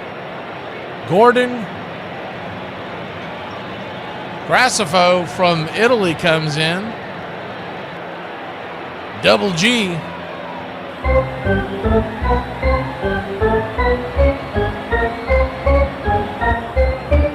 And the right-hander kicks and fires first pitch well inside for a ball, 96 miles an hour. Want to know, Team Mexico just be happy that it's anybody. And I mean anybody but Aaron Nola. He was absolutely dealing tonight. The 1-0. Pitch misses high and inside, ball 2-2. 2-0 count.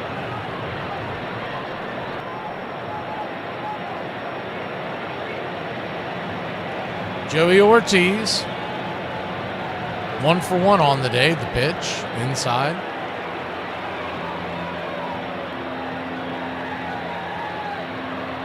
Ball 3-3-0. So Double G not doing so well to start off here. The 3-0 pitch.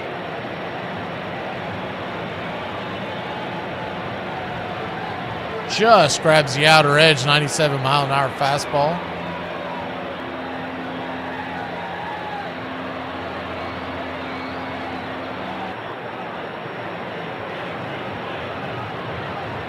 Three-one count. Brings it. Inside, ball 4, so he'll head to first in Team Mexico with some life going here in the bottom of the 6th inning.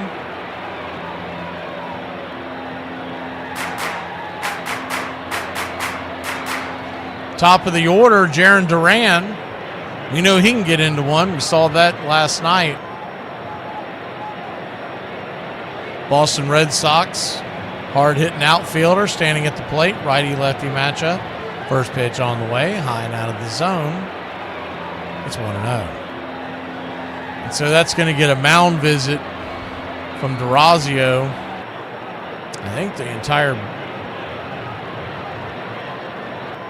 infield's going to come out there and talk to him.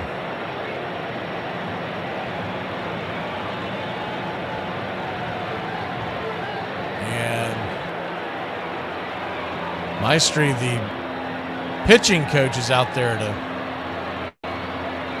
go over it with him.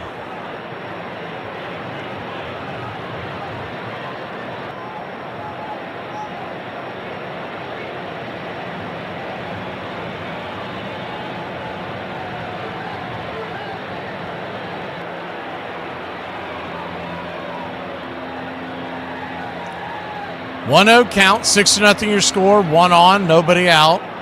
Team Italy, who the United States needs to win to advance, leads this game 6-0. And the big news is Mexico would have to score 7 to win, and that probably means U.S. is in no matter what. Is the 1-0, misses high and out of the zone, 2-0. 2-0 count, because the higher the score goes means that all these tiebreakers with the runs allowed is going to go up by percentages and averages, which would help out the USA. The 2-0 right there for a strike, 2-1.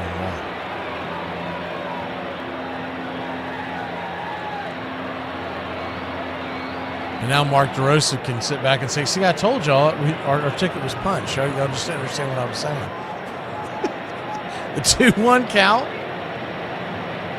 Swing, chopper over to first.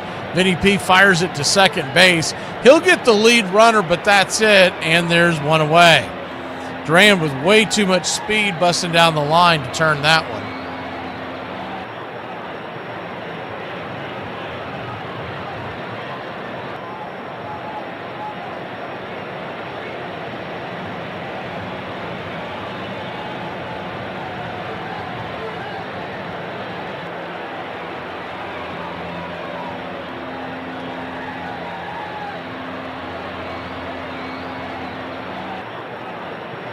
Righty-righty matchup as Randy Rosarena comes to the dish, and he'll take the first one at the knees on the outer edge. Good sinker. It's 0-1. He's 0 for 2 with 2 strikeouts, 2 for 11 in the series. But anybody that knows Rosarena's career knows that once he gets hot, he does not stop. The 0-1. Right there, nasty pitch. Gigi's really bringing it now. It's 0-2.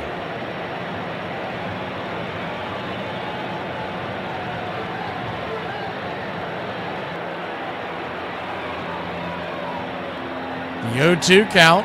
Swing, chops it foul down the line.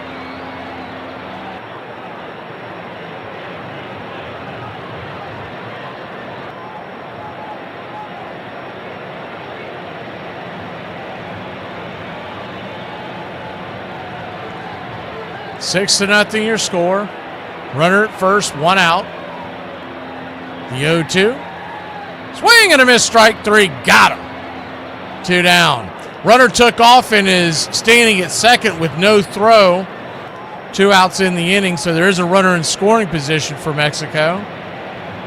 Now the number 3 hitter in the order, Aranda, will come to the plate. Kirk moves to the on-deck circle.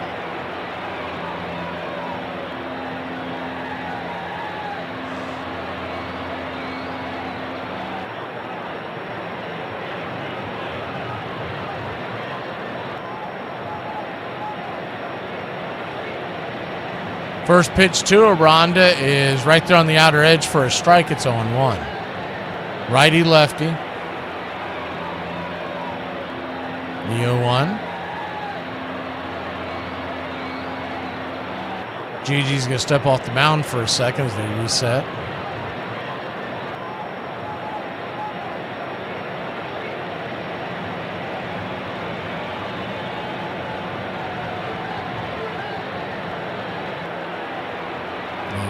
Outside wide, 1-1.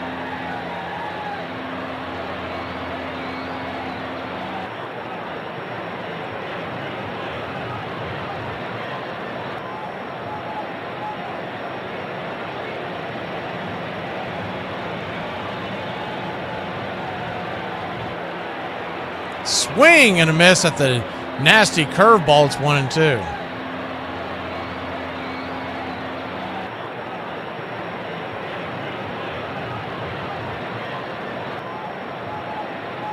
That was filthy. He's been bringing that heat around 97 miles an hour, then just pulled the string on that one. So 1-2 count. Kicks and fires. 97 fastball, led her high out of the zone.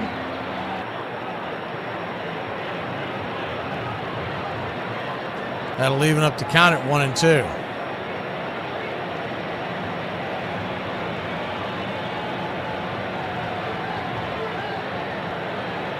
Or the 2-2. Fouls it back. We'll do it again, 2-2. 2 outs, a 2-2 count. Runner at second. Deuce is wild here in the bottom of the 6th.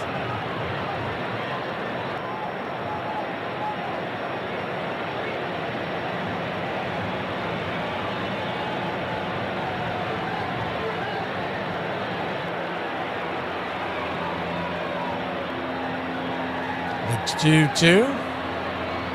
Just misses outside. Full count.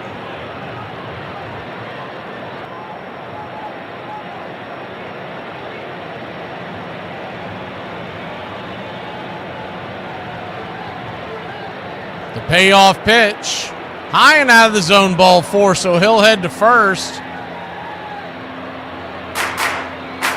First and second, 2 outs.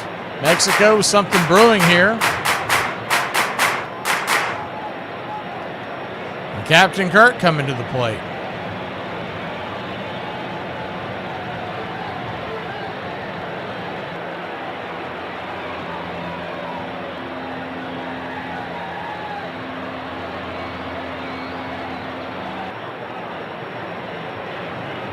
Tell you what's interesting, if this score were to hold, let's say Italy wins this thing 6-0, the USA is set to face Canada on Saturday afternoon at 3 o'clock. And I just got that verified. First pitch on the way is right there at the knees for a strike. It's on one. You know that would be fun. As much fun as everybody had when Canada and the U.S. played in hockey. They would love to get their revenge on us, beat us in our sport. The 0-1, right there on the outer edge, it's on too.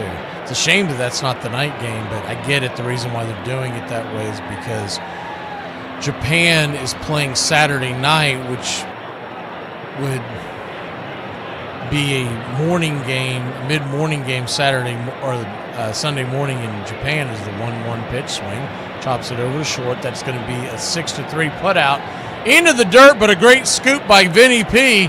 Give that man the game ball so far. It's 6-0. Even the Pope is smiling in the crowd. We'll be back in a flash here on the BCR.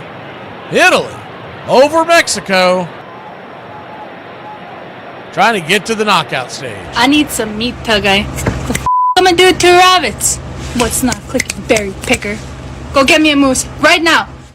Hey Braves Country, this is Mac McGee with Braves Country Radio. We are bringing you pitch by pitch, play by play of your Atlanta Braves all year long. Please like and subscribe today. Braves Country Radio, your home for the classic call of Braves Country Baseball. I just saw a meme that said, "Who are you calling if somebody puts their hands on you?" And I was like, who am I calling? What do you mean, who are you calling? An ambulance for you. That was a bad decision. I am absolutely not a red flag. I told you what was wrong with me. I'm a caution sign at best.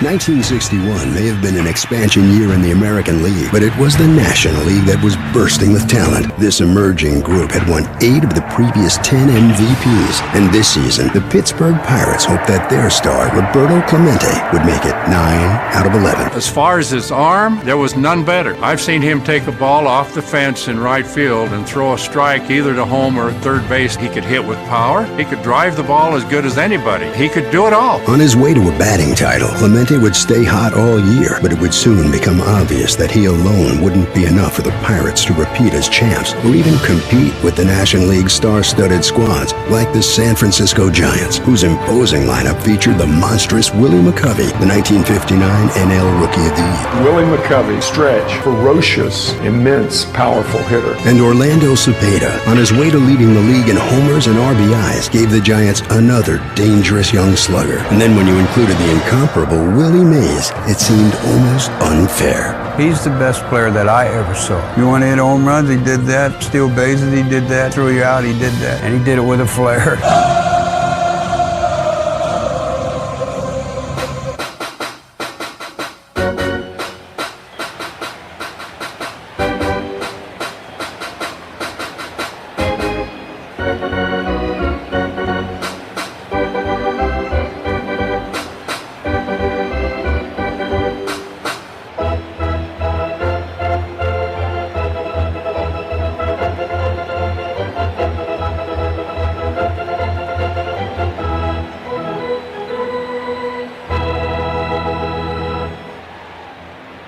Six to nothing your score as Italy is in charge of this game so far. And they'll go back to work with the bats. First pitch on the way to start the top of the 7th inning. The swing and a miss strike. It's 0-1.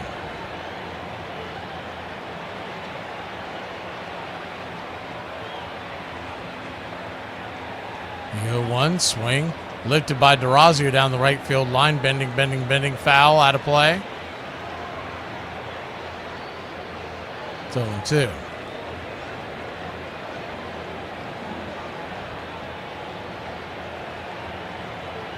Oh, 2 count.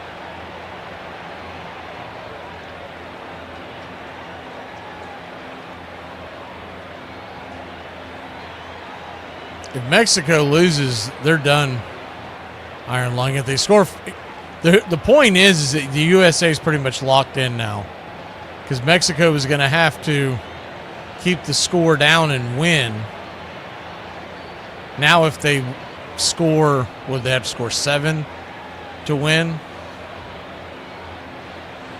The runs allowed would probably lean towards the United States getting in. You 2. Up top 1-2. One thing I haven't heard explained, because I really didn't think about it at the time because I didn't care, was if that happens, does Mexico beat out Italy? Is Italy the team that's out? Because at that point you have a 3-way tie and everybody will have beaten each other.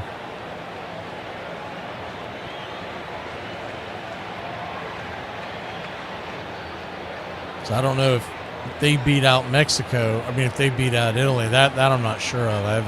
I haven't done the math on them. I was so preoccupied with the U.S. The 1-2 swing, slices it foul.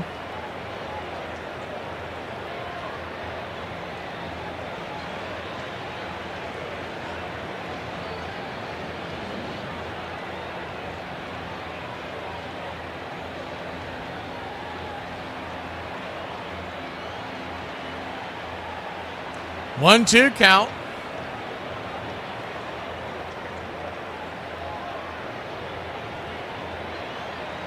Ready, the pitch in the dirt. 2-2.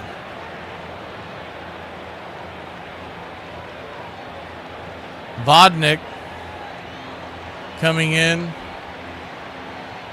Try to stop the bleeding here. He's given up 6 runs. The 2-2 pitch did not go around. Full count. Victor Vodnik, who could very well end up being the closer out there in Colorado, as the payoff pitch is swung on and lifted into right field. Coming in, making the easy catch. F9, your scorecard is Duran. Duran makes it 1 away.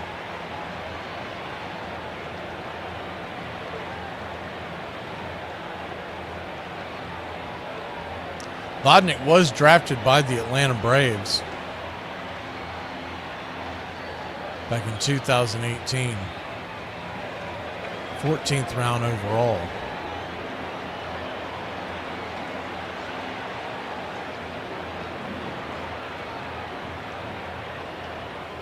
First pitch is up top, swing and a miss. The 99-mile-an-hour fastball. It's 0-1.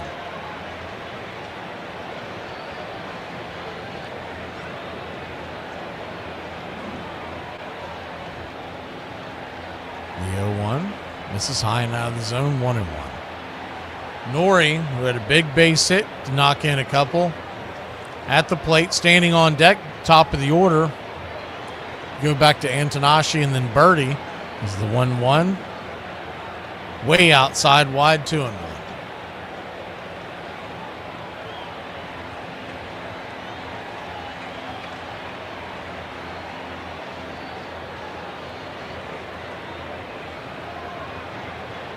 The 2-1 pitch, swing, hit hard on the ground, but right at the second baseman. Gonzalez has it, flips it to Aranda, and there's 2 down.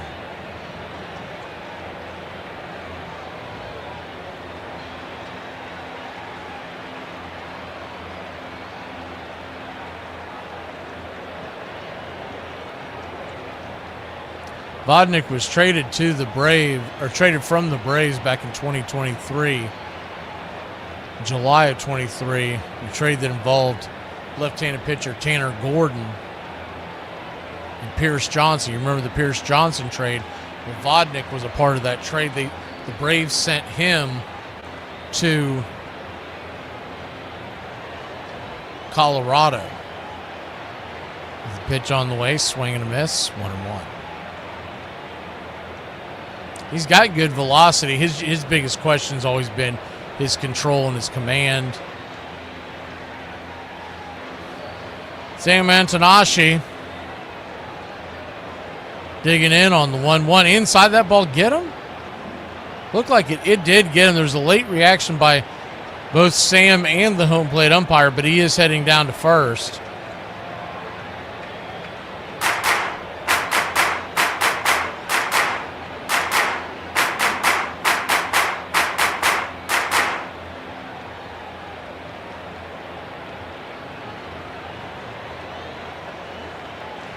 Runner at first, 2 outs. Here in the World Baseball Classic. Italy's trying to punch their ticket. First pitch on the way is up top for his strike. It's 0-1.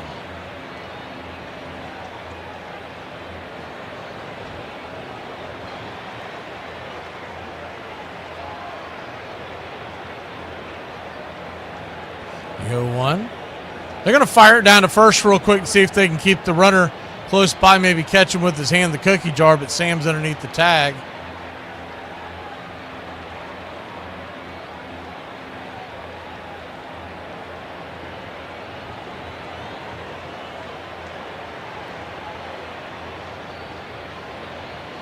The 1-1 count, swung on, that ball sliced into center field, down for a base hit. Sam's going first to third. The ball is bobbled around and kicked around by Thomas, and Sam's going to come all the way around. Sam I am making it 7-0 for Team Italy. Wow!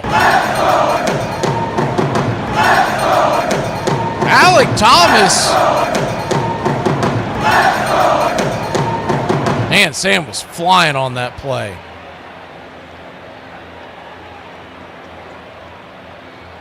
He went flying into home plate head first. Alec Thomas booting the ball, so he'll get an error.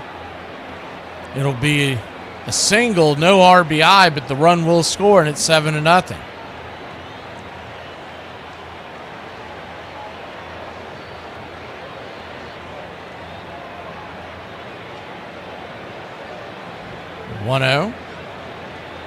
Right there on the outer edge, called for a wide strike. It's 1-1. Jacob Marcy, 1 for 3 with the 2-run single. He got caught coming around first on a wide turn to end the inning, but he got 2 RBIs in. That made it 5-0 Italy, which was a big play in the game. Pitch is missing up top for a ball. It's 2-1. 2-1, runner at first, 2 outs. Swing, lifts it high and deep into center field, going back on the track, making the running catch at the warning track for a loud out number 2, and that'll end the inning. But not before. Team Italy puts one more on the board. It's 7-0. Pizza's got a touchdown lead over Tacos. We'll be back in a flash. Boy, ruined mine and my buddy's whole fishing trip. Huh? I mean, my buddy, it was Saturday morning, and we were going on a fishing trip. We was going to be going all day. But as soon as we took off, about 30 minutes down the road, he realized he left all the tackle boxes back at the house. We went back to the house, and he said, before we got there, he said, we got to be quiet. Jennifer's having a...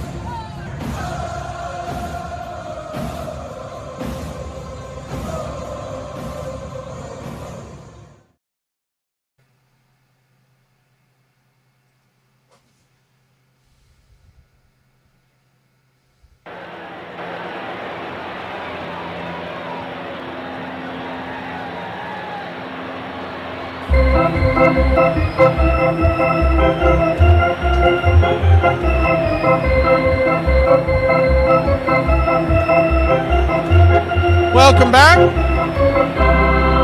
7-0 Italy. Over Team Mexico. First pitch on the way as Mexico grabs the bats to Meneses. It's right down the pipe. First strike. It's 0-1. The 0-1. Turns and fires. Swing. Lifts it into left field. That's going to get down for a base hit. And it's a leadoff single for Mexico.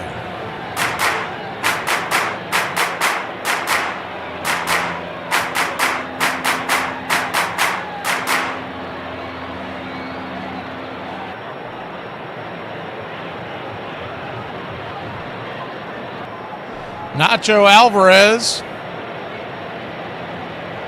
comes to the dish. 1 on, nobody out. First pitch. This is high. Inside, it's 1-0.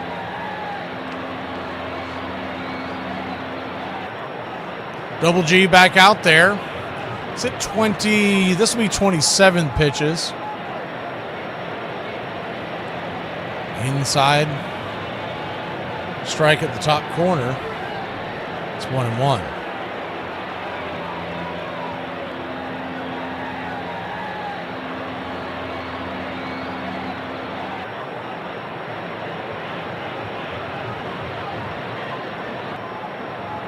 The 1-1, 94 miles an hour, ball 2-1.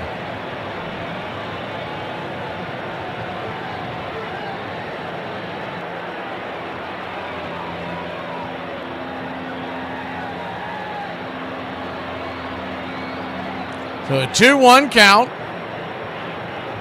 Kicks and fires. Did that ball get him? Yeah, it got him. Nacho heads down to first on a hit by pitch.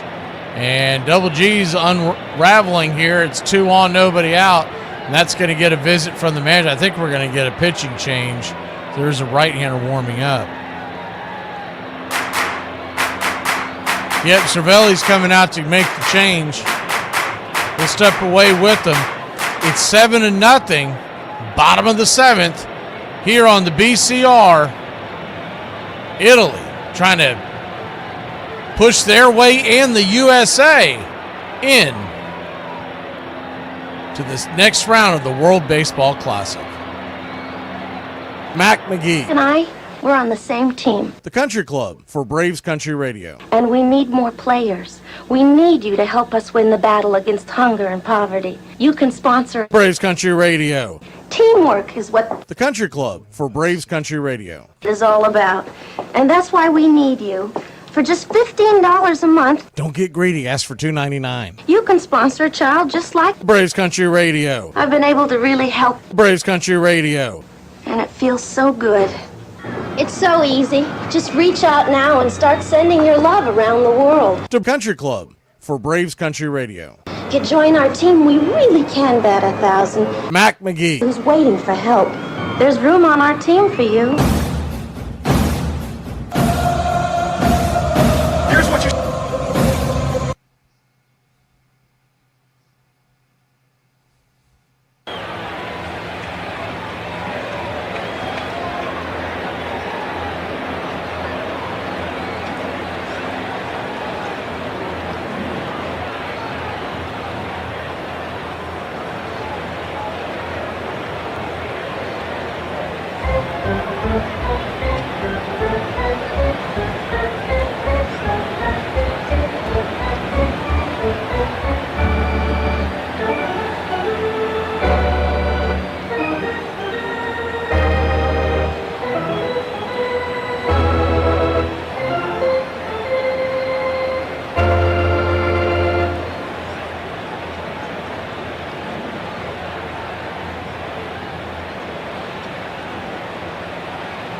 Seven nothing, bottom of the 7th. 2 on, nobody out. Mexico trying to rally the troops. Nick Gonzalez due up. It's the number 7 hitter. This is usually where you want to try to make a run when you're at the bottom of the order, flip it over to the top. First pitch on the way is outside wide. Claudio Scotti is on the bump. It's 1-0. 1-0. Kicks and fires. Right there at the knees. 1-1. The 1-1 count.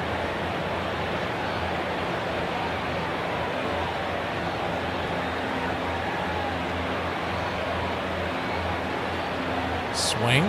Nope, did not go around to him.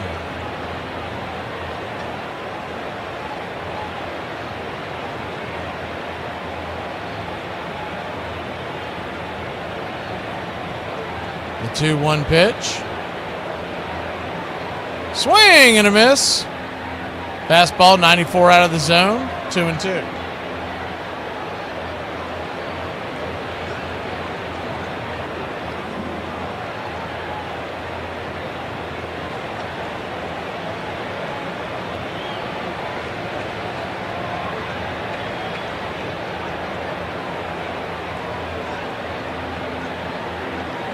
The 2-2 from Scotty raises that gray glove and it gets pushed up to the plate. Smack back foul. We'll do it one more time. 2 on, nobody out.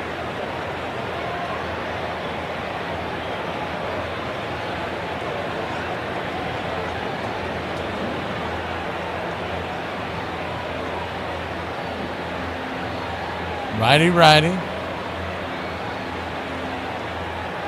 Pitch on the way is a curveball outside wide, ball 3. So a full count. He's in danger of walking the bases loaded. And even with the 7-run lead, I mean, you don't even have to get greedy. You're just trying to get it out here. The 3-2 misses high and out of the zone, nowhere near it. And that'll load the bases. And Team Mexico and their faithful have woken up in the stands.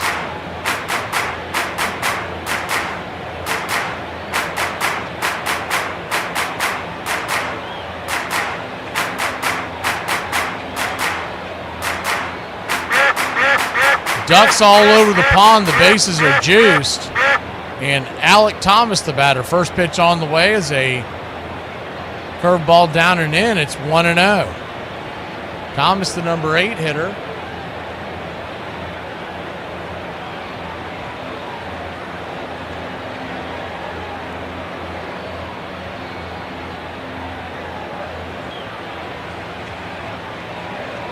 And they're going to come out there and talk to Scotty. There is action in the bullpen for Team Italy, but they're just trying to buy some time, trying to get him back on track. They're trailing 7-0, but there's a fan for Team Mexico is out there. He's got his sombrero kicking. The Modelo is flowing through the brains, and he looks like he's doing some version of the tomahawk chop. The tomahawk chop. He's telling everybody around him, whether they want to hear it or not, about what's going on in the game.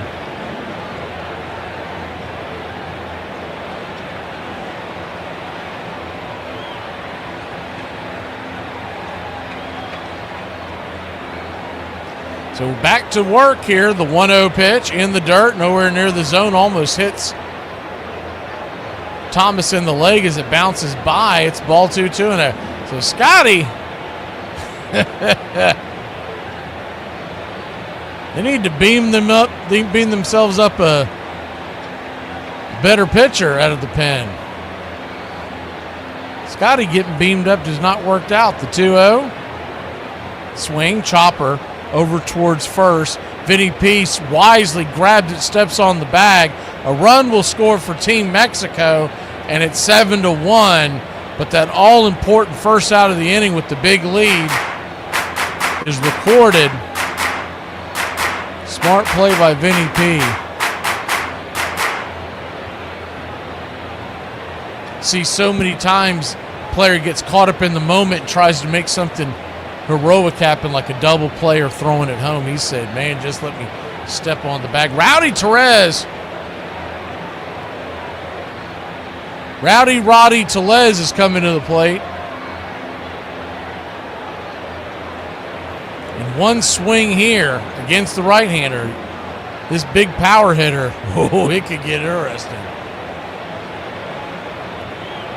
The bases, you got runners at second and third and one out.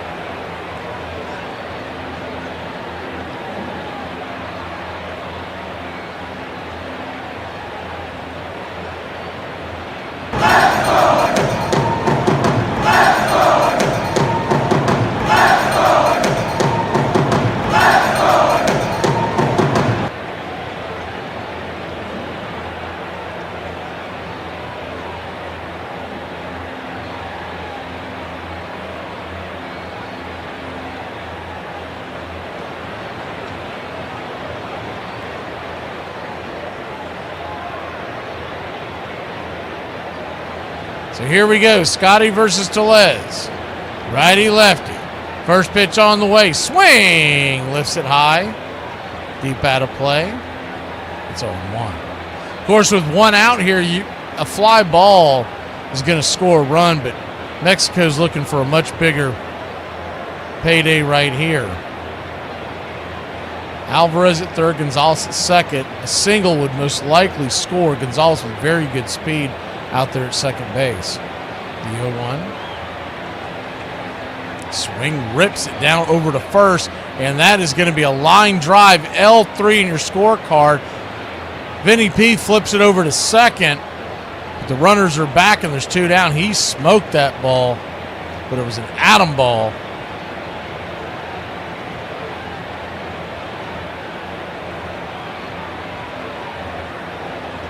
Good job of Pasquantino getting that glove up.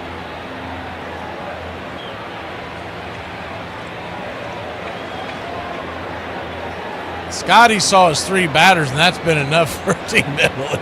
They're going to go get him out of the game. We'll be back in a flash. 7-1 your score. Top of the order due up. Jaron Duran coming to the plate with a chance to cut this lead in half.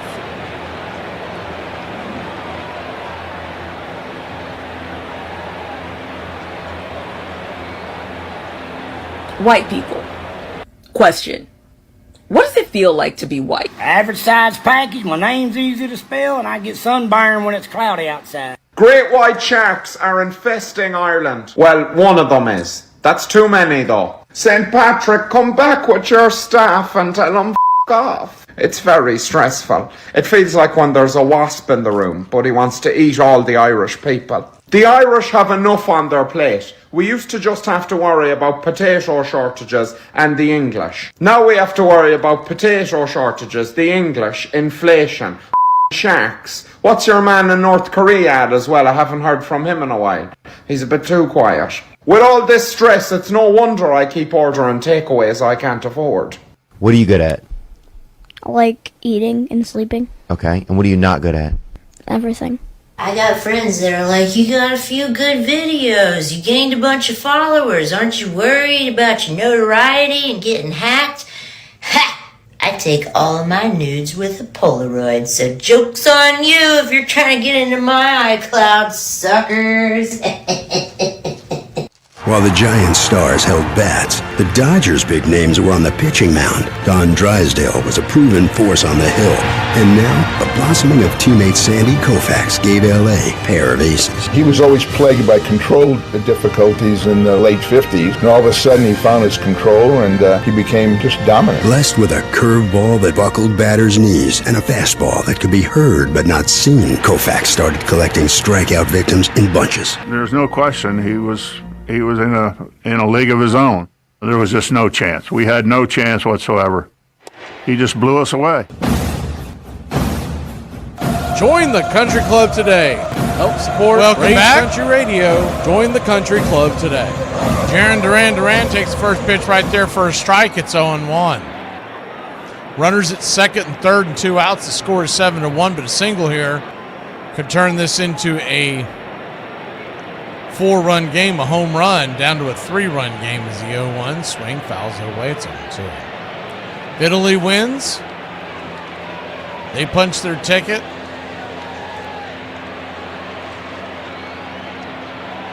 To the next round, the knockout stage. The quarterfinals of the WBC.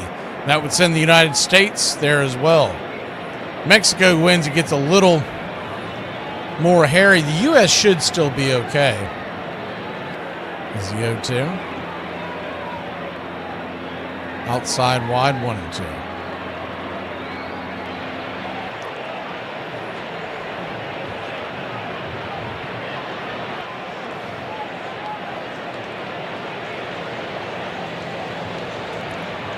One-two count.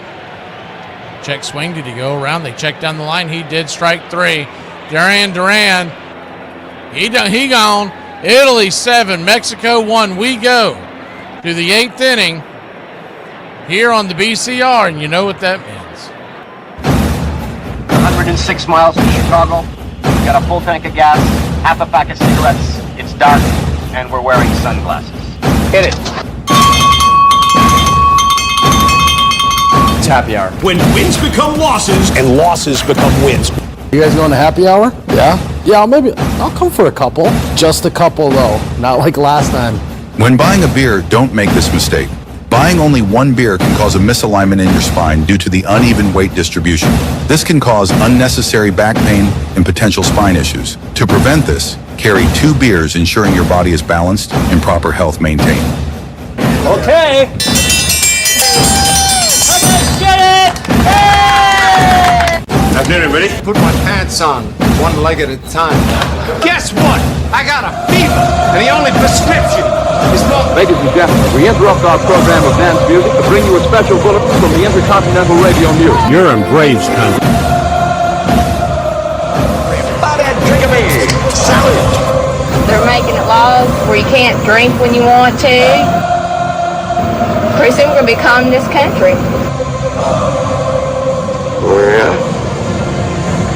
For me and the Lord, you gotta understand it. We're on a mission from God.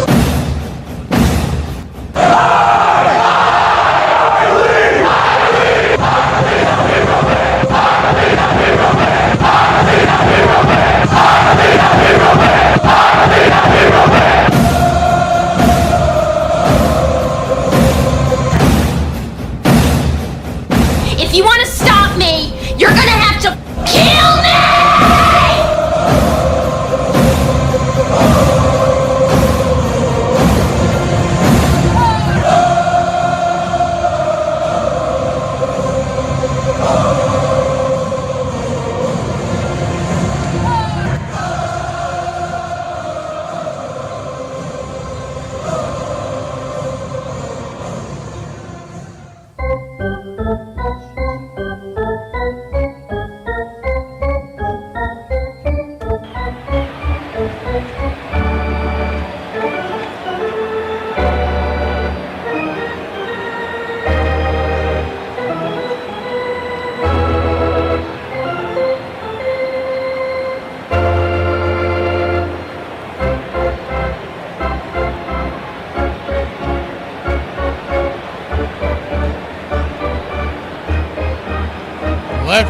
Lefty matchup.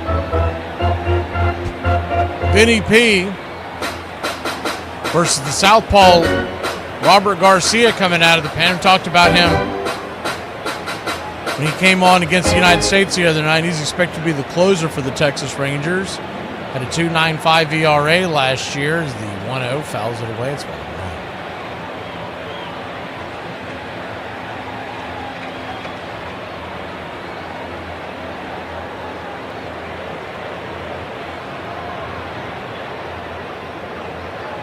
1-1. Down and away, ball 2-1.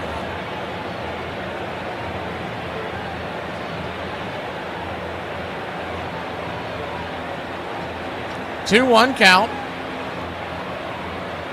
Check swing. Did that hit him, or did I believe he just got a piece of the bat inside? 2-2.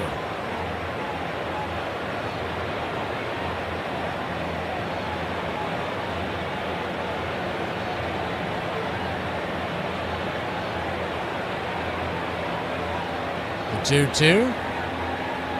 Chops it back foul. We'll do it again.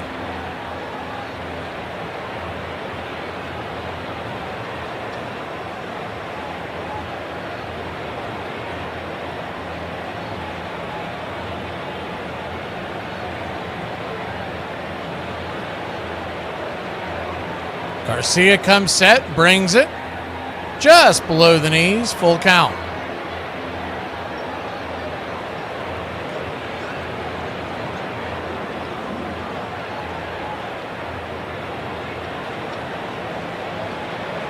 The payoff pitch, swing, that ball's belted down the right field line. If it's fair, it's gone. She is gone. 3 jacks for Vinny P. Are you kidding me? Holy Toledo!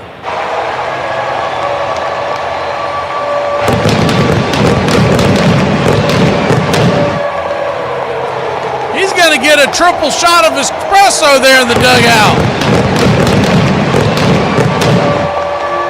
Vinny P.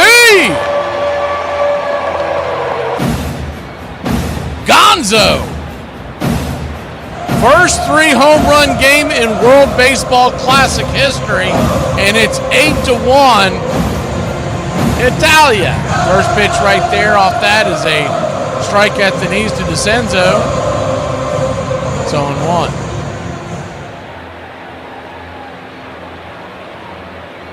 The 0-1. Down and in. 1-1. 1-1 count.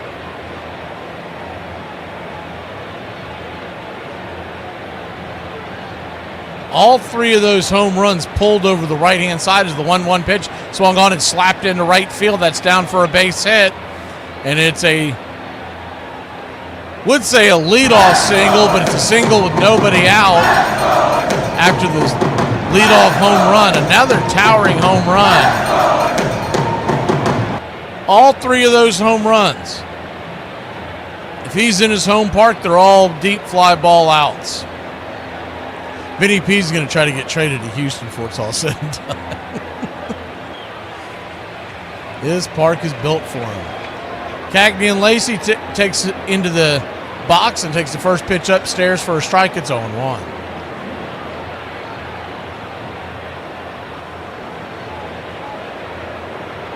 The 0-1. Fastball right down the pipe for a strike. It's 0-2.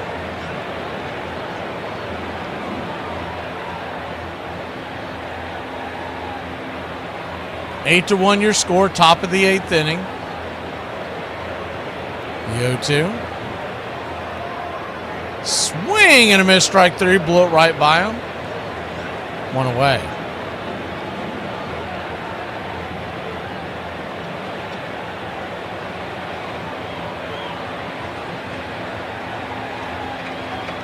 One up, or 1 down, 1 on.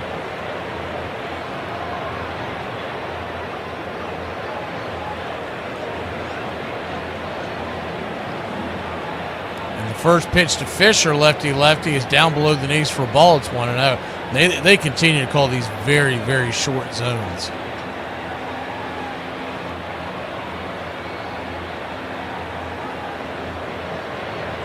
1-0. I'm going to flip it over to first real quick. Keep the runner close by.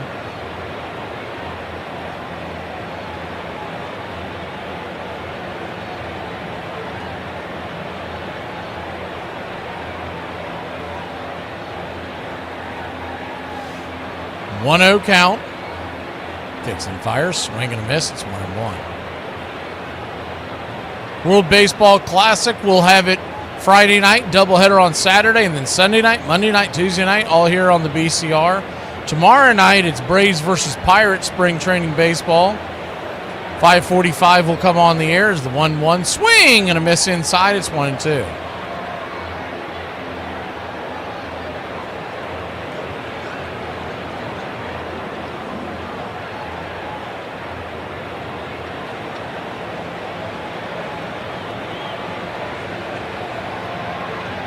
One-two count. Garcia flips it up there. That ball is hammered towards left center field. That's going to get down where the green grass grows. Up against the wall. Here comes the runner to second. Here comes the throw home as they're going to send the runner from first all the way to home plate. And DeCenzo scores. It is 9-1 Italy.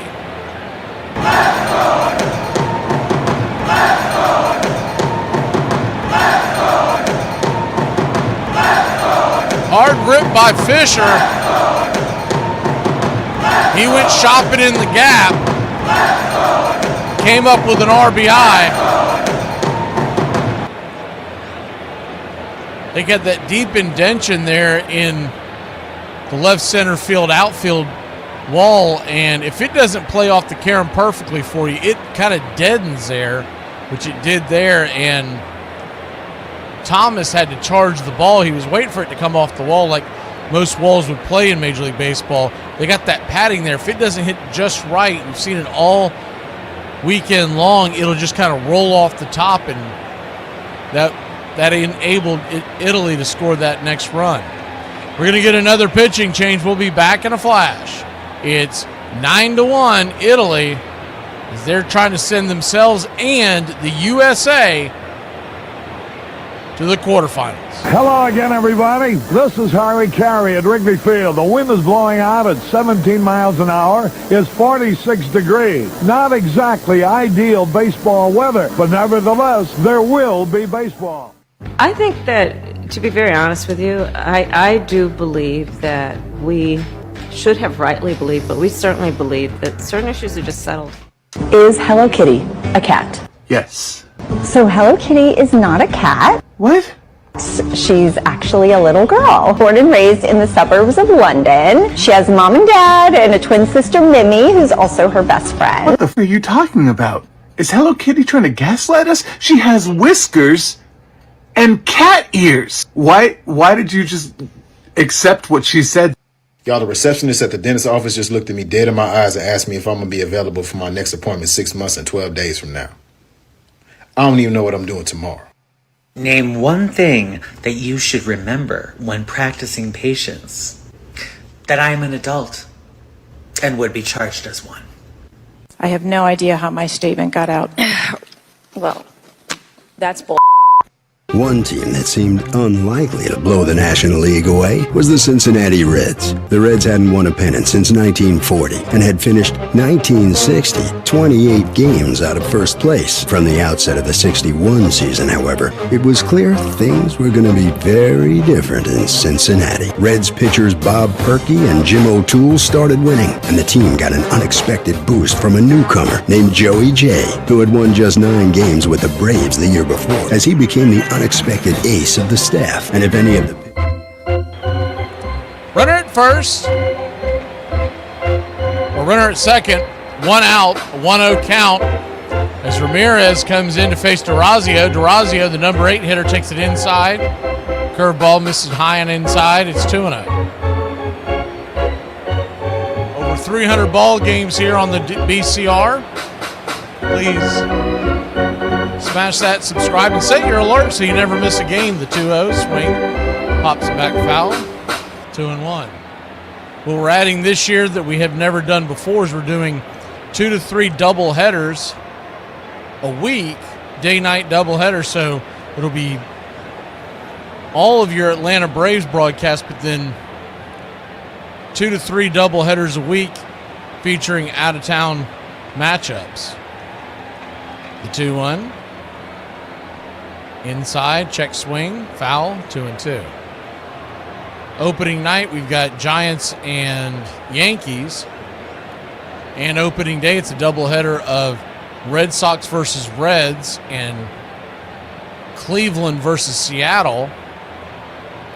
4 p.m. and 9:45 on those tilts. The Atlanta Braves start the season off with the Kansas City Royals. We've seen quite a few Kansas City Royals in this WBC. Jack Caglione of Cagney and Lacey will be playing for the Royals. Vinny P, who's hit the 3 home runs, well, he's the first baseman for the Royals. The 2-1 rolls it over, 2-2. That should be a fun series to start it off. Then we welcome in the Athletics. Then we go hit the lonely road.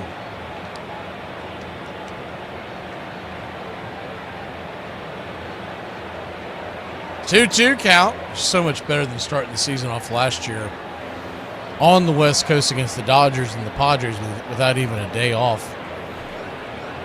The 2-2. Swing and a miss, strike 3, 2 down. Good news is this year, in the middle of that 0-7 start, we won't get the news of Jerks and Profar getting suspended. We went and got that out of the way early this spring.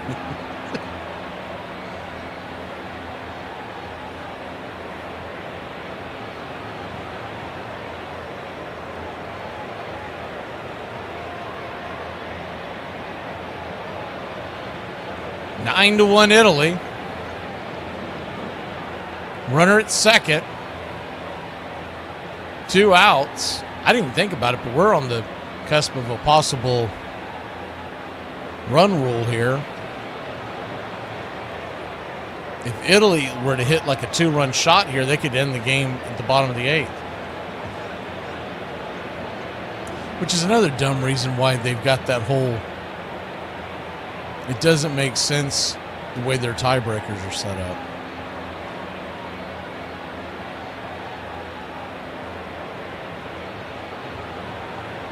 The 1-0. Swing, chops it over to third. Should be an easy 5-3. It is, and that'll end the inning. But not before Team Italy puts 2 more on the board. It's 9-1, son. We head to the bottom of the 8th here in Texas, where everything's bigger, including Italy's W's. Sellout crowd tonight. Been sold out for months here. 54,000 in Tiger Stadium. The All-Star game has not been Henry Aaron's bag. Ball one, he's played in a lot of them, but he's hit only 175. He's had 10 hits, and they've all been singles. Tonight he wants his first extra base All-Star hit. A high fly ball, and it is gone in the upper deck. Henry Aaron gets his first extra base hit, his first All-Star homer. Irish people love to explore the world and go on a little holiday, but there's a lot of things we hate when we leave our country. There's nothing worse than forking out a load of money to go to Portugal, and then all of a sudden the sun comes out in Ireland. Everybody at home is supposed to be sitting in the rain with a bad head cold, watching me on Instagram, living it up on the beach drinking pina coladas. Half the reason I've paid for the holiday is so my friends feel like now they're sunning it up in Castlebar with a pint. That's my son. I want my money back. Oh, you have to try the local cuisine. Unless the local cuisine is sausages and a bit of mash, no thank you. I'm trying to enjoy myself. The last thing I need to be doing is testing how well my bowels adapt to saffron. Hey, fellas, I just want to warn y'all to check y'all's wife's food before y'all leave the drive-thru, because if they get the order wrong, it's not their fault.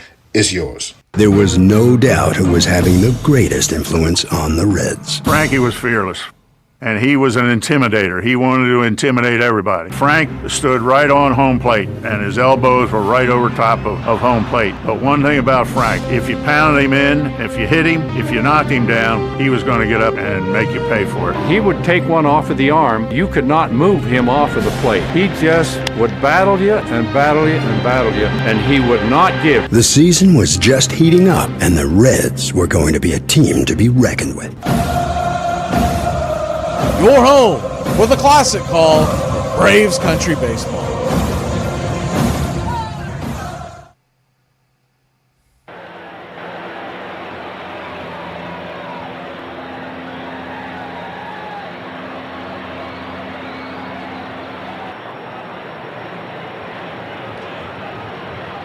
Nine to 1 your score, and Italy's going to turn to Adam Ottavino, former New York Yankee.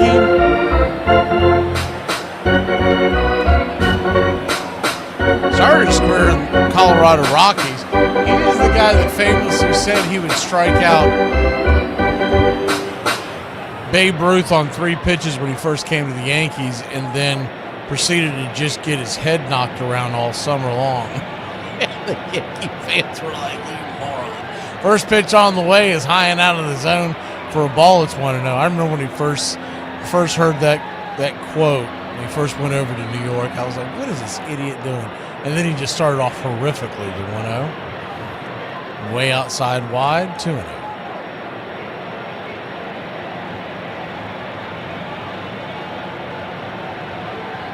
2-0 count.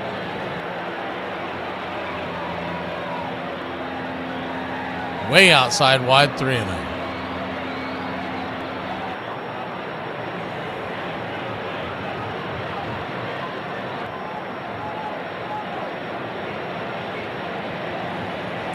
3-0. Down and away, ball 4. So Ottavino, he might strike out Babe Ruth, but he just walked Randy Arozarena on 4 pitches, and he'll head on down to first.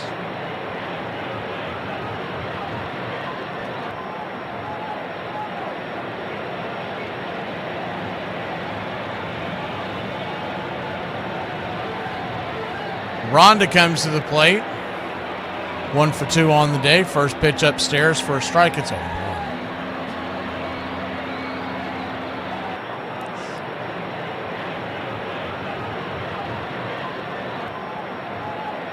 Righty lefty, the 0-1 pitch.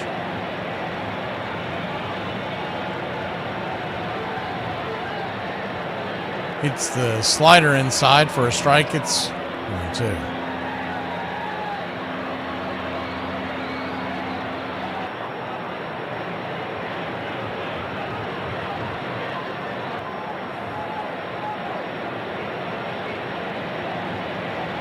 The 0-2 count, high and out of the zone, 1-2.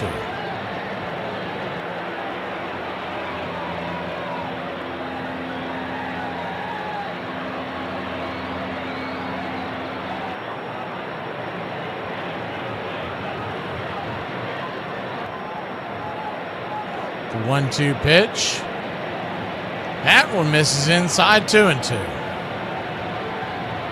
2-2 count, Italy 9, Mexico 1.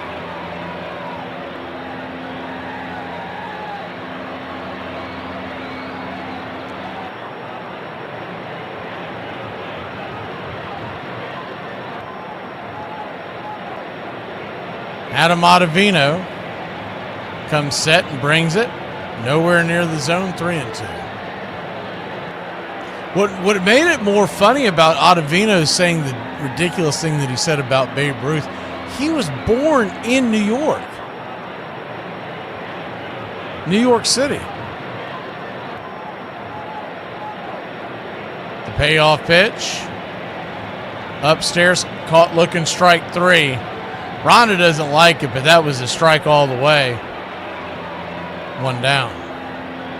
Rosarena took off on the pitch, so he's standing at second. And he's starting to go back and forth with home plate umpire as Rhonda. He's about to get tossed.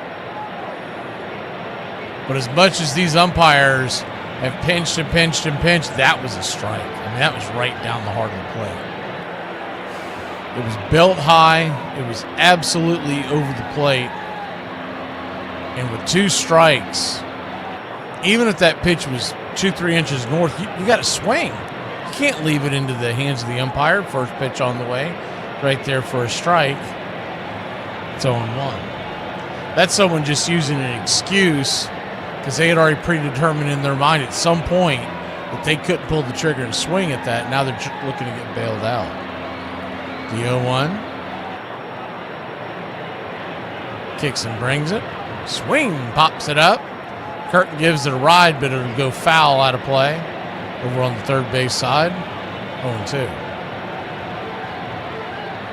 Yeah, that's what the strangest part about Adam Ottavino is that he must have just been a Yankee hater or something growing up, because to grow up in New York City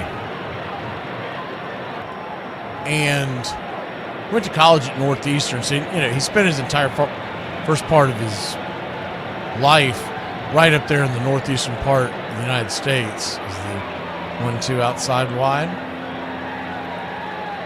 He's drafted by the Cardinals in 2006 in the first round, and then by the time he gets to New York, it's 2019, and he says that he can strike out Babe Ruth. I mean, maybe now, because Babe Ruth's probably not going to be able to swing the bat. He's been dead for 100 years. Pitch misses the far side of the plate. It's 2-2. I still think, just by looking at Ottavino pitch right here, Babe Ruth could still draw a walk from the grave. The 2-2. Swing and a miss, strike 3. Kurt chased one well off the plate. 2 down.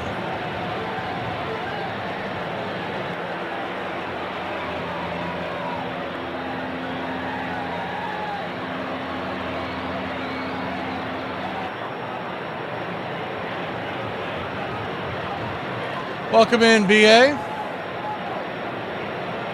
2 outs here in the bottom of the 8th. A lot of dejected fans wearing Mexico gear as the first pitch to Meneses is well off the dish. It's 1-0.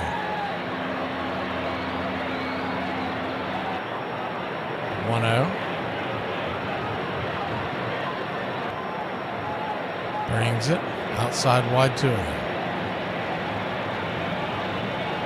I saw the yesterday or the day before, someone was sharing a clip from the early 80s. I want to say it was the spring after the Braves went to the NLCS in 82, so the 83 spring, as the 2-0's inside 3-0. And y'all hear me talk about Red Barber all the time, the great broadcaster of the Brooklyn Dodgers, one of the pioneers of early radios, one of my idols. And the 3-0 right there for a strike, 3-1. And I knew that when he left the game, he did a weekly radio show in Tallahassee, Florida, where he bought a home and retired down there. But what I didn't know was that he did for the Atlanta Braves that spring of 83, I believe it was, 3-1. Just grabs the outer edge, 3-2. Meneses wanted to walk, but he'll head back to the box. And that ball hit the zone as well. So a full count. Anyways, he did it was like a 2-part series of basically a recap of the 82 season going into 83 for Braves fans to see. I think it was on TBS as the payoff pitch. Outside wide ball 4. That is a ball, and he'll head on down to first. It's pretty cool. I'd like to be able to get a hold of that and hear it, but I have no idea how you would. The guy was just sharing the promo for it. I have no idea if you could ever get a hold of that.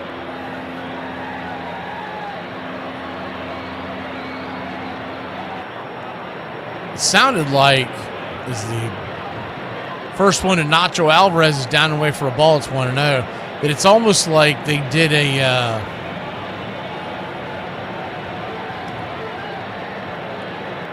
modern day, is it Netflix or somebody that does like a behind the scenes NFL? They'll follow a team, and at the end of the season they'll give you a recap of everything that happened. As the first pitch is outside to Nacho Alvarez off that 1-0, it's 2-0.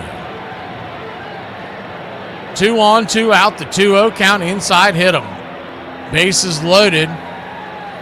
And Ottavino, the guy that could strike out Babe Ruth to 3 pitches, just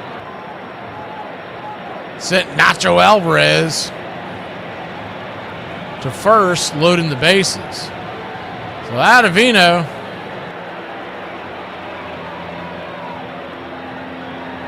Adioso, get out of here. He's gone.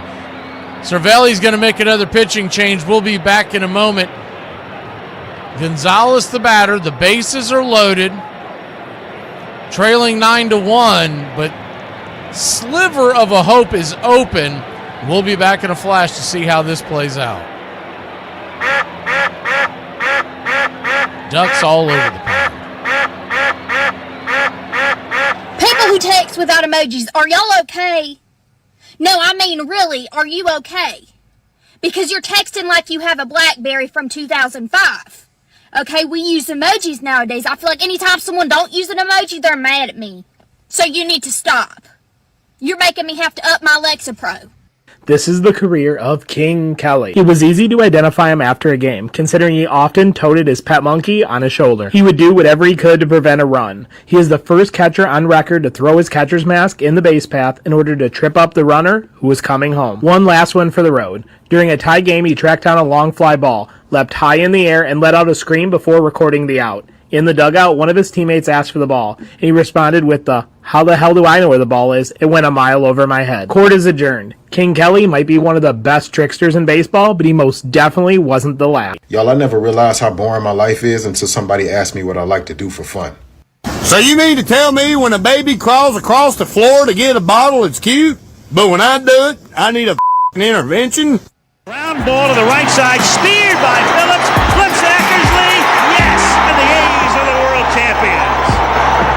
have certain people who you go, that's my guy. And he's your guy. When you see him on the TV watching going, he's a champion, you feel like not even knowing him in a city like Oakland, you're like, that's my homeboy. The first line in this book is, yes, I am a hot dog. So he admits it, and he considers that a compliment. Playing Little League Baseball in the hood. We were talking he like, way back, hey, batter, swing. And you like, when they miss or something, you talking you just grow up and it's just in you. Boy, does he hot dog this. He knows this is gone. Watch this turn. He almost goes into the Yankee dugout. Join the Country Club today to display your Braves pride throughout the ball game.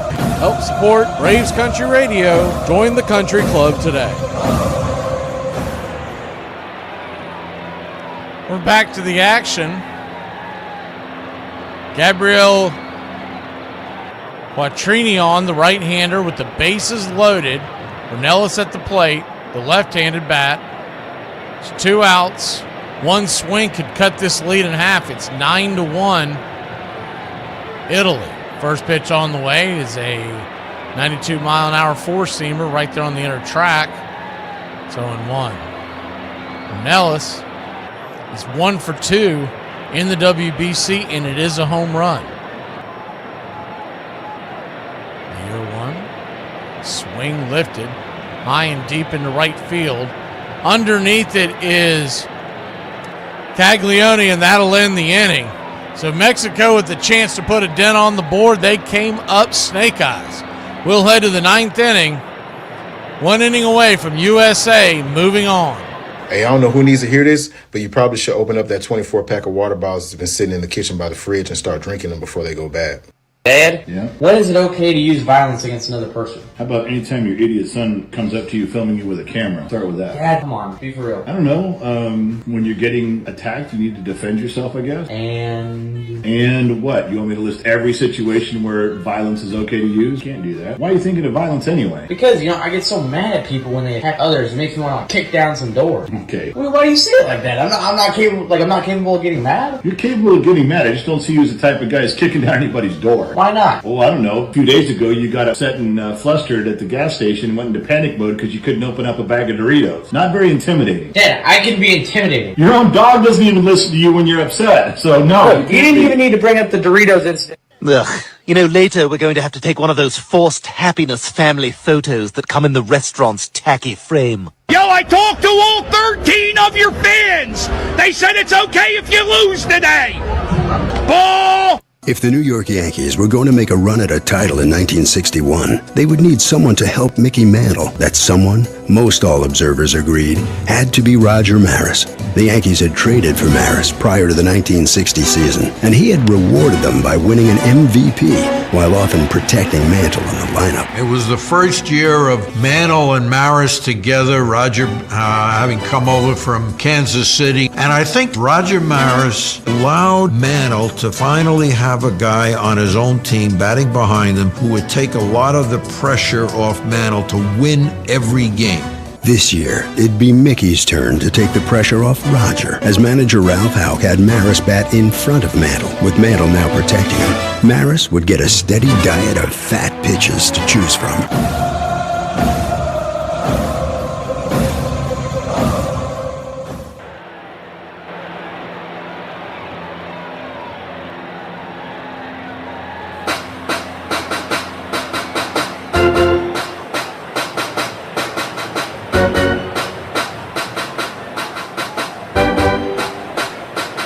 Hope you're enjoying your Wednesday evening here on the BCR. Appreciate you spending your night with us as Team Italy leads Team Mexico 9-1. Thank you to all the folks who have hit the like and subscribe button here on the YouTube channel, and to all the listeners, being told by Kelly, 13 different radio stations tonight throughout the land, and one down in Mexico.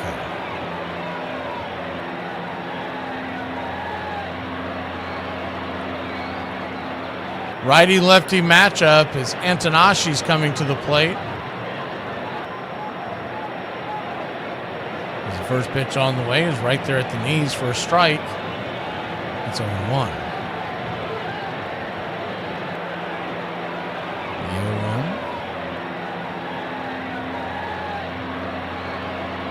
Munoz, the pitcher. Fires a pitch inside right there for a strike. 1-2. 0-2 count.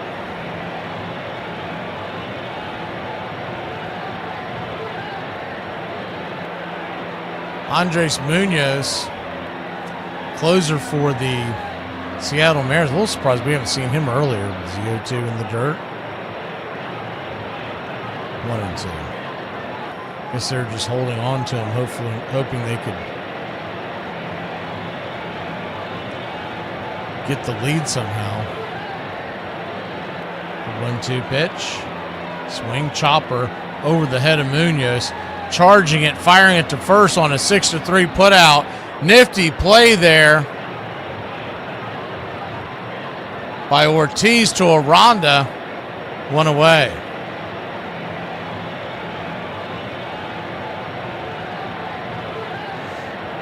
And honestly, when you think from the strategy side of it, when Assad started showing kinks in the armor, I think I would have went to Munoz early on just to stop the bleeding and keep them in the ball game. First pitch is swung on and chopped on the instep of, man, did he get a piece of that? Or it got a piece of him, I should say. Sagasi hits the ground. Appears to be okay. It's 0-1.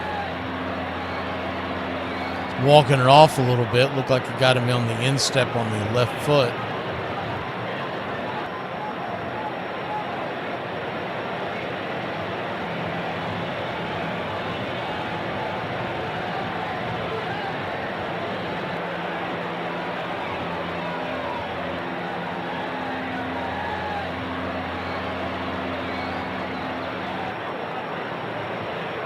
They're flashing on the screen that Italy and the United States advance with the win, but it's a little more complex than that. The United States has pretty much punched their ticket. I don't think there's any kind of math that can be done where Mexico could come back, because all those runs would go against both when it came down to a tiebreaker scenario in the U.S. I don't know where the U.S. would land as far as first or second seed, but I don't see how they could fall out of it. But if this holds, and it probably will, the U.S. is going to be the 2 seed, which means we'll play on Saturday afternoon versus Canada. The 1-1 pitch is swung on and lifted high and deep into center field. Drifting back, making the catch out there is Alec Thomas, 2 down. So we'll have a Canada, USA, and the Dominican Republic is whipping up on Australia 7-3. Unless that changes, Venezuela will play Japan that night.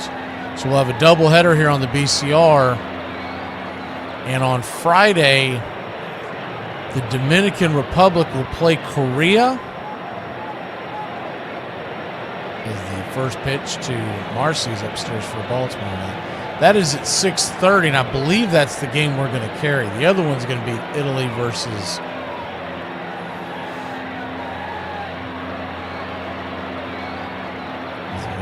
swing and a miss. 1-1. The other one's going to end up being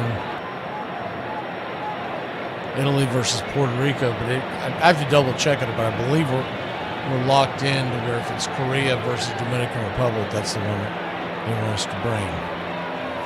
1-1 in the dirt, 2-1. And that ought to be fun, because that's any of these matchups left, they're loaded lineups.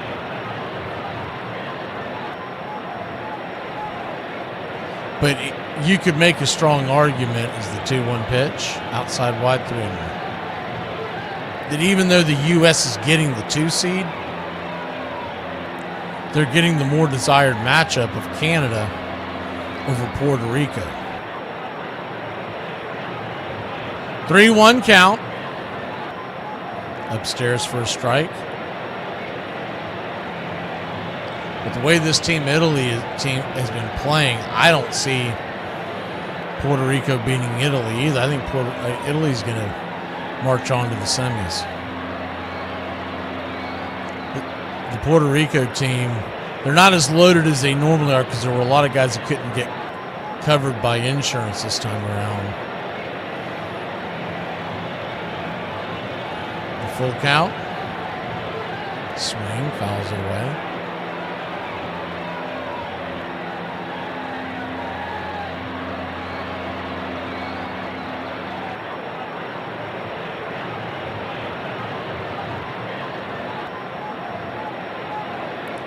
Nine to 1 your score, top of the ninth. Payoff pitch.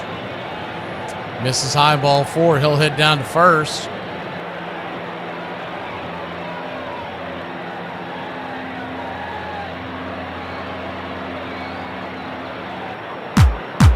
And Vinny Pasquantino, Vinny P, he'll have a chance for a 4th home run in the WBC.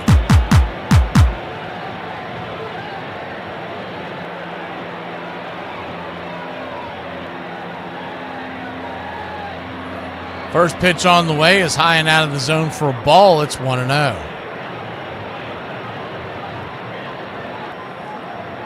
1-0.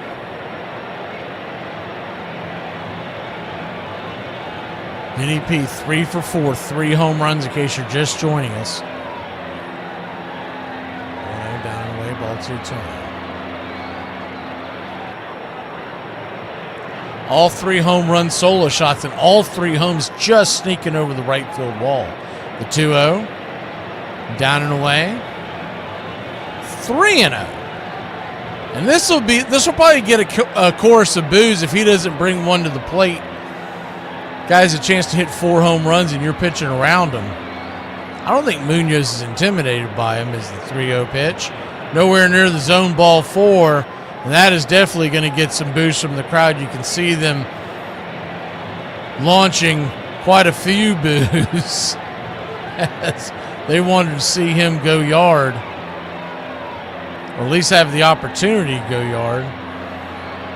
The way it sits, I mean, it's a little surprising that he didn't take a smack at that last pitch just to force it. They're going to go out there and talk to Munoz. There's the booze. Vinny P going to the dugout real quick.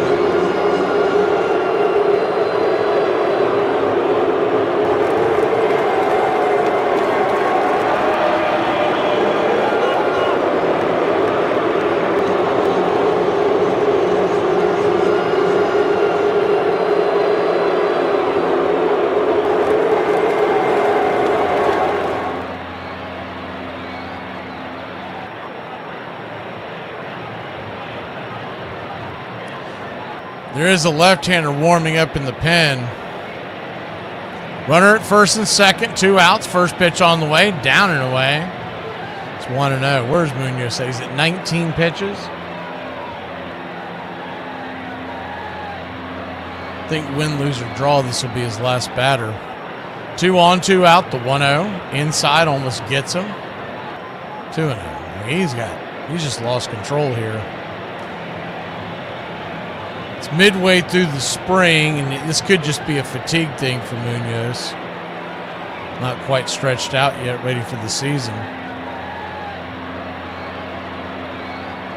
The 2-0 count. Swing, broken bat will roll it over towards short, and 6-3 putout will end the inning. So we'll head to the bottom of the ninth. Mexico, one last try, trailing by 8. We'll see what they can put together when we return. I don't really mean to be rude, but you look like you called out a sewer and the infestation, and you look like garbage. Foul balls might be the most boring part of the game for most people, so let's spice it up with some of the best foul ball stories. First off, Charles Wiegum, the owner of the Chicago Cubs, allowed fans to keep foul balls that entered the stands. Prior to that, you could be ejected or even arrested for keeping a foul ball. In 1903, Rube Waddell hit a foul ball that landed on the roof of a baked bean cannery. It would set off a steam whistle, causing everyone to abandon their posts, which resulted in a ton of boiled over beans which exploded, showering the Boston ballpark with scalding beans. In 1939, during a game on Mother's Day, Bob Feller's mom would make a trip to Comiskey Park park to see her son pitch. During the game, White Sox player Marv Owen hit a foul ball off of Feller that would hit Mrs. Feller in her right eye, breaking her glasses. After a trip to the hospital and some stitches, she would be okay, and Feller would regain his composure and go on to win the game. Luke Appling once asked Chicago White Sox management for a couple of dozen balls so he could sign them and donate them to charity. Management rejected the idea due to the cost, so Appling did the next best thing. He bought the balls himself and proceeded that day to fall off a couple of dozen balls during the game, after which he tipped his hat towards the owner's box. Stop me if you've heard this one before. Ken Rosenthal writes a column saying Ripken should end his consecutive game streak because it's bad for the team. Ripken responds by hitting a foul ball into the press box, which breaks Rosenthal's computer. Pitchers would do anything to avoid facing Mickey Mantle with a man on base. Well, I know it helped him a lot, me hitting behind him. I don't think he got one intentional walk that year. By mid-May, Maris shook off a slow start, and an historic home run race had begun. Ball is on! The M&M boys, as they were known, weren't just hot, they were sizzling. By the end of June, Mantle already had 25 homers, Maris 27. Mantle and Maris, dial M for murder. Well, we as ball players, we couldn't wait to get to the ballpark to see who would hit one next. They were so hot every time Raj went to bat, or Mickey, you anticipated a home run.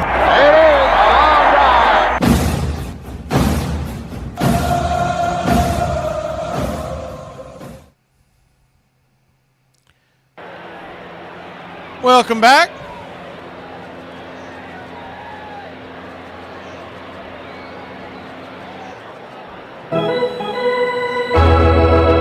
Nine to 1 your score. Bottom of the nine we go. And Mexico one last chance to try to fight off elimination.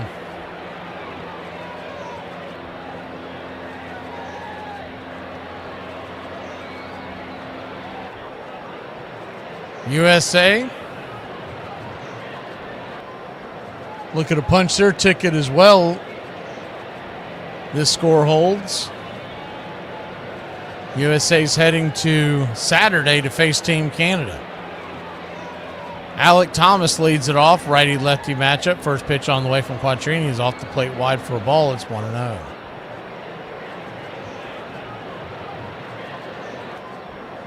The 1-0.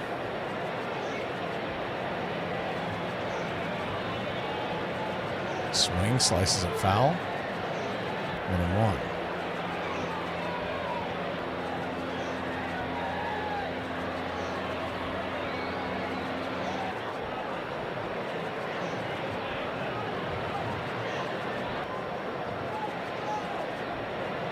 1-1. High and out of the zone. 2-1.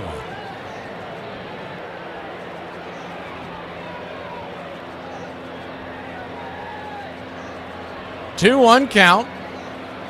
Comes set. Turns and delivers. And nowhere near the zone. With an off speed way outside wide towards the right-handed batter's box. It's 3-1.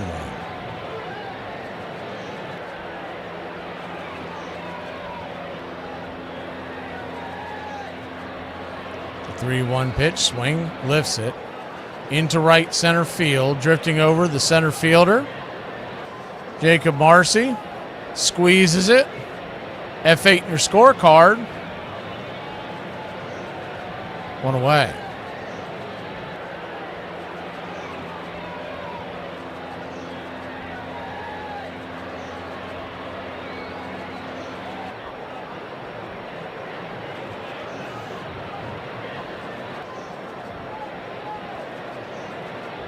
Serna comes in as a pinch hitter. The first pitch on the way is inside. For ball, it's 1-0. Jared Serna, he's with the Miami Marlins organization.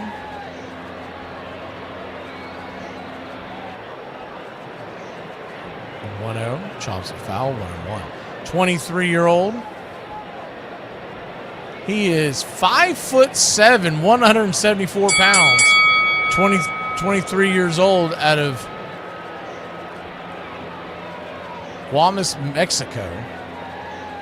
It's proof that anybody of any size can play this game. 5'7", 174. The 1-1 swing and a miss, 1-2.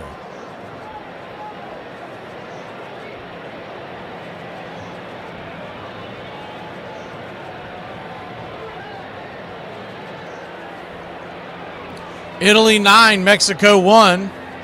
2 outs away to send Italy and the United States marching on in the WBC. Dominican Republic has a pretty strong lead on Venezuela right now as the 1-2 pitch is inside. Curveball is going to hit the batter, and he'll head on down to first. 1 on, 1 out. The DR leads Venezuela 7-3. They're heading to the bottom of the 7th inning where Venezuela is set to bat. Both of those teams are in. They're playing for pride, but they're also playing for seeding. The winner of that game. Basically, the winner of that game doesn't have to play Japan in the quarterfinals. They delay it till the semifinals. The first pitch on the way, it swung on it, chopped over towards second base. Birdie's on it. He'll flip it to Vinny P.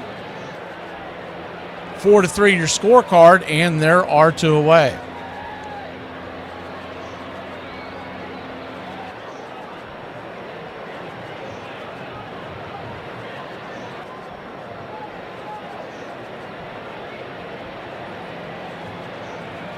Earlier today, in case you missed it, Canada went marching on, knocking out Cuba, winning 7-2. As the first pitch on the way to Randy Arozarena is down and away for a ball. It's 1-0. Italy, 1 out away from being the 1 seed and facing Korea on Friday, the 1-0. High and inside, 2-0.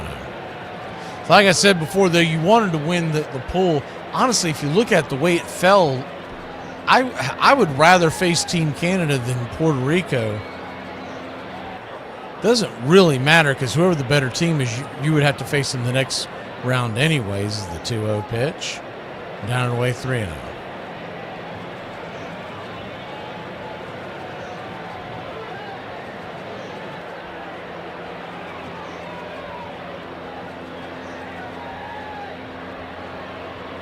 (3-0) count. Right down the pipe for a strike, 3-1. We might end up getting our rematch against Team Italy. That would be in the semifinals, and that would be on Monday if both teams advance. The 3-1 swing, chops it over towards third, and that's going to be an easy 5-3 put out, and Italy wins. Italy wins. Italy knocks out Mexico 9-1 in a game where they were big-time underdogs. They easily advance. The United States advances. Let's go, Tigers! Let's go! Let's go! So the USA wins. Italy, 9 runs, 10 hits, no errors. Mexico, 1 run, 5 hits, 1 error.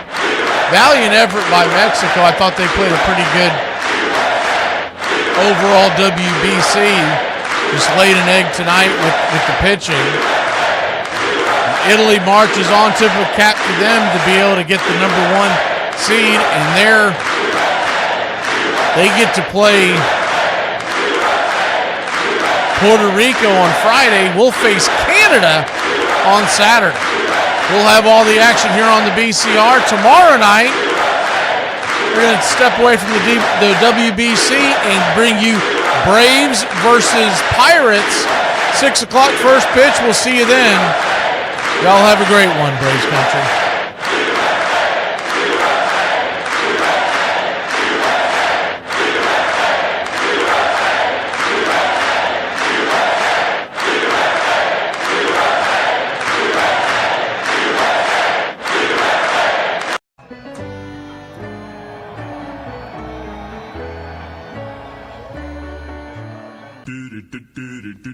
Goodbye, sweetheart. Well, it's time to go.